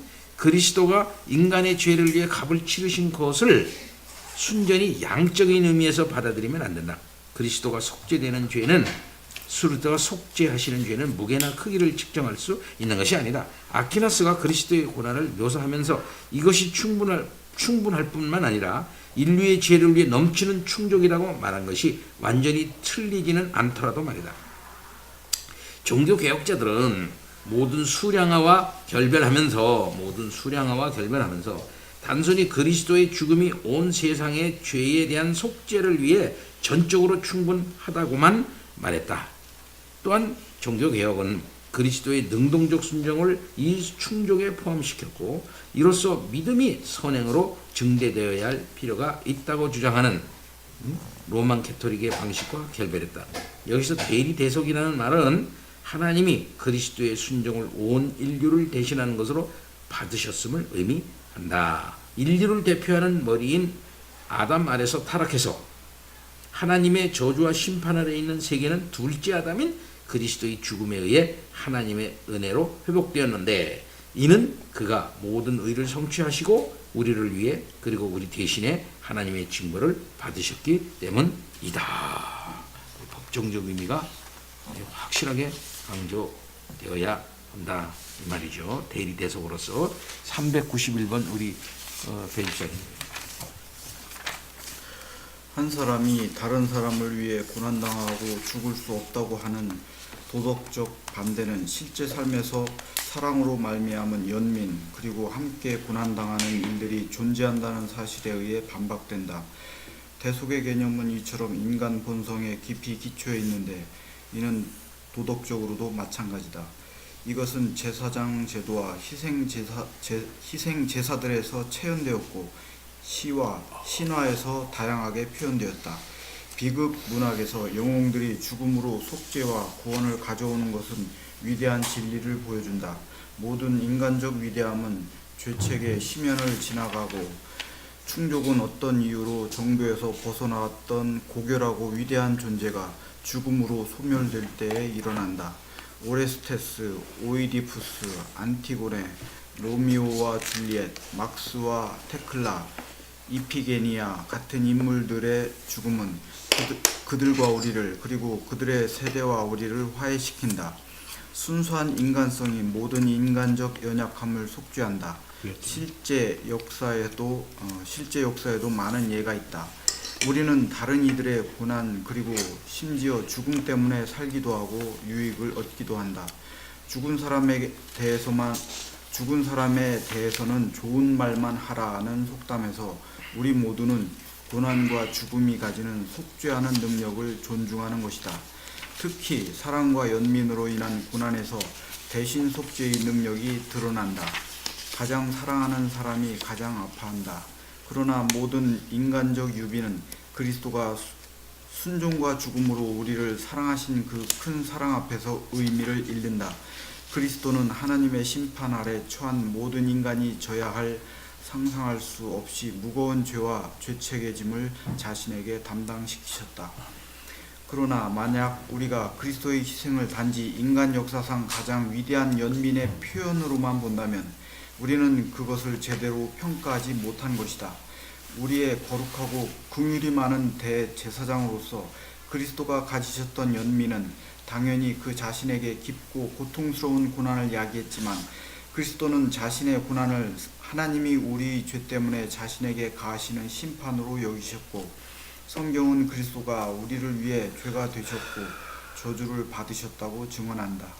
그리스도의 대속에 대한 실제적이고 신비적인 이해, 신비한 연합을 통해 우리가 그리스도의 죽음에 참여한다. 신비적인 이해는 전적으로 성경적이지만 그렇다고 그것이 그리스도와 그에게 속한 이들 사이에 맺어진 유일무이한 최초의 관계는 아니다. 성경에 따르면 이것은 언약적 관계 위에 세워졌다. 로마서 3장으로 5장에 이어지는 6장으로 8장을 앞부분과 분리하면 그 토대를 잃는다. 성경적 의미의 신비적 연합은 그리스도의 희생이 담고 있는 객관적 속죄와 관련해서만 주장될 수 있다. 그리스도를 무엇보다도 먼저 언약의 머리로, 즉 언약적 법정적 의미에서 자기에게 속한 이들을 대신하는 분으로 보게 될 때만 가능하다는 것이다. 이게 대표 원리를 말하는 거예요. 그래서 실제로 은혜 언약은 그리스도의 인성과 희생보다 앞선다. 그리스도 자신이 새 언약의 보증인과 중보자시다. 그의 피는 언약의 피며 따라서 속죄의 피다. 이 언약은 시간 속에서 처음 맺어진 것이 아니고 영원에 그 기초를 두고 있다. 구속 언약에 기초를 두고 있는 거죠. 대리 충족은 삼위 하나님의 경륜, 탁월하고 완전하고 영원한 사랑의 생명, 흔들리지 않는 구속 언약에 그 기초를 두고 있는 것이다. 바로 이 언약이 정한 대로 그리스도는 자기에게 속한 이들을 대신하시고 그들의 죄와 자신의 의를 맞바꾸시며 그들의 죽음과 자신의 생명을 교환하신다. 오, 얼마나 달콤한 교환인가. 도무지 헤아릴 수 없는 역사요. 도무지 예상치 못한 유익이로다. 많은 이의 사악함이 의로우신 한 분 안에서 감추어지고 한 분의 의로움이 사악한 많은 일을 의롭게 하셔야 하리라. 계속 그리스도는 그의 비하 상태 전체에 걸쳐서 이 순종을 이루셨다. 신학자들은 그리스도의 인성과 신성에 관한 가르침을 그의 비하와 연결하기 위해 두 상태들에 대해 말하기 시작했는데 그것이 바로 비하와 승귀이다. 이것들은 항상 함께 보아야 한다. 그리스도의 삶 전체는 중보자의 직분으로 섬기는 것이었다. 성육신으로 시작되신 예수의 삶은 십자가에서 정점에 이르는 고난으로 완성된다. 성육신 자체가 이미 자기 비움이었고 신적 존재 형식을 인간적인 것과 맞바꾸는 교환이었다. 이 교환이 일어나는 순간에 그의 비하는 시작되었으며 그의 죽음을 통해 그가 참으로 인간이며 아브라함의 자손이셨다는 사실이 증명될 때까지 하나님께 순종하신 것이 비하의 내용이었다. 이를 통해 그도 우리처럼 죄인 중 하나이셨으며 우리의 죄를 도말했음을 상징하는 표지를 받으셔야만 했다. 이것은 또한 하나님이 그의 하나님이셨고 그가 하나님의 아들이셨음을 나타내는 증거이기도 했다. 예수가 우리처럼 죄인 중 하나임을 표시하는 할례는 그의 죽음을 가리켰고 또 그 죽음으로 완성되었다. 그가 할례만큼 그에게 필요한 것이었다. 그가 세례를 받은 이유는 그가 중보자로서의 모든 의를 이루고 하나님과의 교제에 대한 표와 보증을 받고 성령으로 기름 부음을 받기 위해 그에게 꼭 필요한 것이었기 때문이었다. 둘째 아담으로서 그는 사탄의 시험을 받으셨지만 하나님과의 언약을 깨뜨리지 않으셨고 오히려 하늘 아버지의 뜻을 행하셨다. 가난한 자들과 병든 자들과 잃어버린 자들에게 제사장으로서의 긍휼을 나타내셨다. 사탄과 세상과 죄 그리고 이것들이 행하는 모든 활동에 대해 자신의 왕적 권세를 나타내셨다. 성육신으로 시작되고 위대한 순환으로 완성되는 그리스도의 고난은 성부의 뜻이며 명령이고 그의 절대적 순종에 대한 증거이고 그의 제자들이 따라야 할 모범이고 그들의 죄를 위한 속전이고 세상을 이긴 승리다.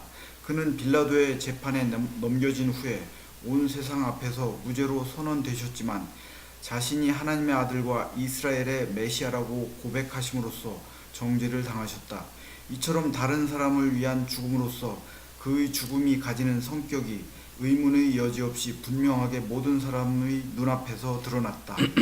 잔인하고 야만적인 죽음은 율법의 가장 혹독한 요구를 충족시켰으며 그가 하나님 앞에서 저주를 받으심으로써 우리에게서 율법의 저주를 제하시고 우리의 죄로 인해 율법이 우리를 정죄했던 모든 악에서 우리를 완전히 구원하셨다. 그러므로 십자가는 복음의 중심에 서 있다. 그리스도가 흘리신 보혈은 그가 자원하여 자기 생명을 하나님께 구별하여 드리셨으며 그가 그것을 제물로 드리심으로써 속죄와 화평을 가져오셨음을 보여준다.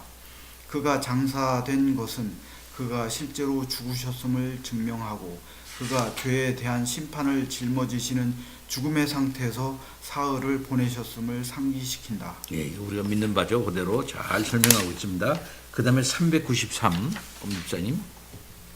그리스도가 장사되고 지옥에 내려가셨다는 사도신경의 진술은 많은 논란을 야기했다. 이 대목은 그리스도가 죽은 자들의 자리에 머무셨음을 말하는가?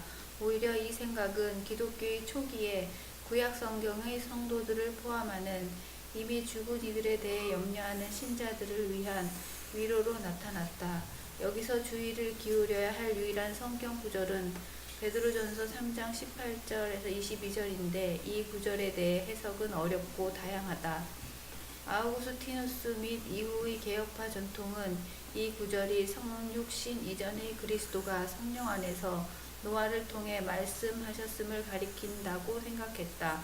다른 사람들은 이 구절을 문자적으로 받아들여서 그리스도가 은혜를 떠나 음부로 들어가셔서 노아 당대의 영혼들에게 설교하셨다고 생각한다. 또 다른 이들은 옥에 있는 영들을 타락한 천사들과 관련시킨다. 베드로전서의 이 구절에서 사도신경의 지옥에 내려가시고가 의미하는 것을 발견하려는 사람들에게는 해결할 수 없을 것으로 보이는 이 두 가지 문제가 있다.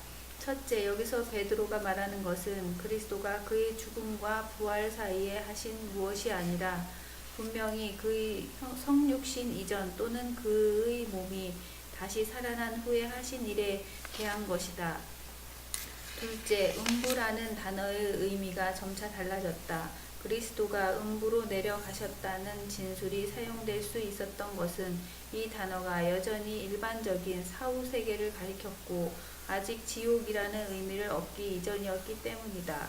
그리스도가 고통의 장소, 실제 지옥으로 내려가셨다는 생각은 성경에서 전혀 발견할 수 없고 가장 오래된 그리스도인 저작들에서도 마찬가지다.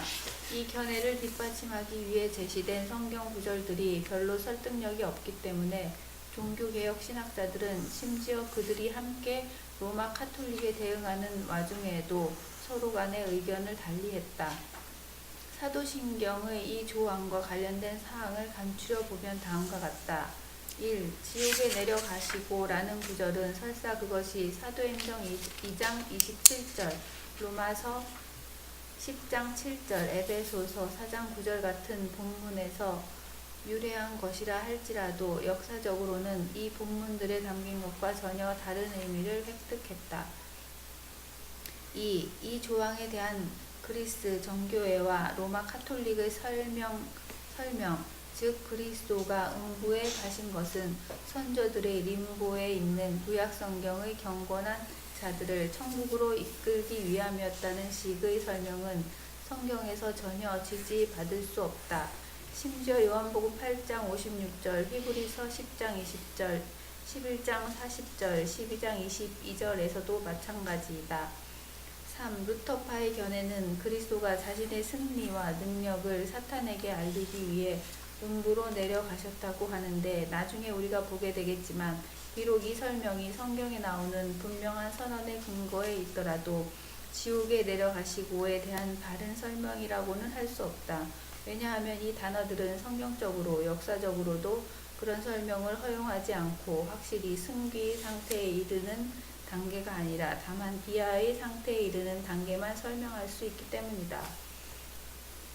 4. 같은 이유로 이 신앙 조항을 이 땅에 있을 때 복음을 들어보지 못한 모든 이에게 복음을 전하기 위해 그리스도가 지옥에 내려가신 것이라고 설명하는 근대의 해석도 정확한 것이라고 볼 수 없다.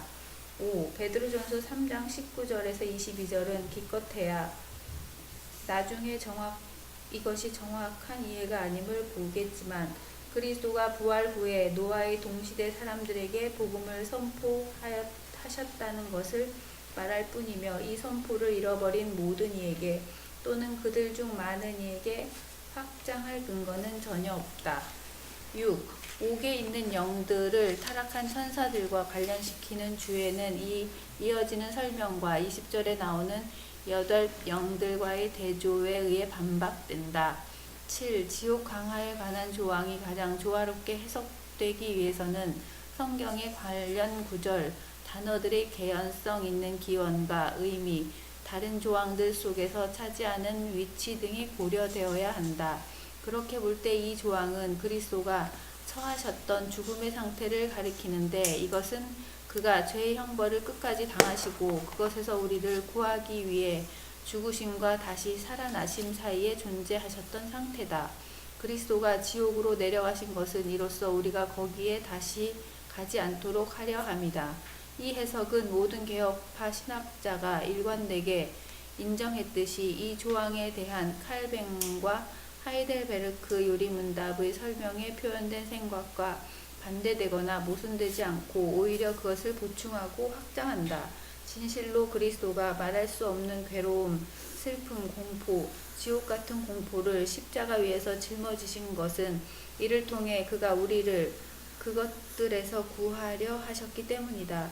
그가 죽으셨을 때 들어가신 죽음의 상태는 십자가 위에서의 영적인 고통만큼이나 그의 비하에서 필수적인 부분이었다. 이 둘 모두에서 그리스도는 자신의 완전한 순종을 이루셨다. 그는 고난의 잔을 마지막 한 방울까지 다 들이키셨고 죽음을 그 모든 쓰라림까지 맛보셨는데 이는 죽음에 대한 두려움과 죽음 그 자체에서 우리를 완전히 구원하려 하심이었다. 이렇게 그리스도는 죽음의 권세를 가진 자를 멸하셨고 거룩하게 된 자들을 한 번의 제사로 영원히 온전하게 하셨다. 예, 오늘 조금 요 한 단문을 끝내기 위해서 속도 있게 여기까지 왔습니다. 요 지옥 강화에 대한 설명은 참 애매한 부분이 있긴 있어요. 이게 그래서 참 심각한데 나는 어떻게든지 요 개혁파 견해를 따라요. 그것은 뭐냐? 그리스도가 처했던 죽음의 상태가 그토록 처절했다. 죽음 그것을 온전히 대면하셨다. 그만큼 심각한 죽음의 상태를 가졌다 하는 것으로 이제 해석을 하는데, 그렇게 해석하니까 본문은 분명히 그걸 콕 집어서 얘기를 하는데 왜 그렇게 두리뭉실하고 마느냐 하는 그런 비판을 받긴 받아요. 그러나 우리는 그걸 이상하려고 그러지는 않고 있어요. 예. 오늘 여기까지. 다음에는 승리하신 그리스도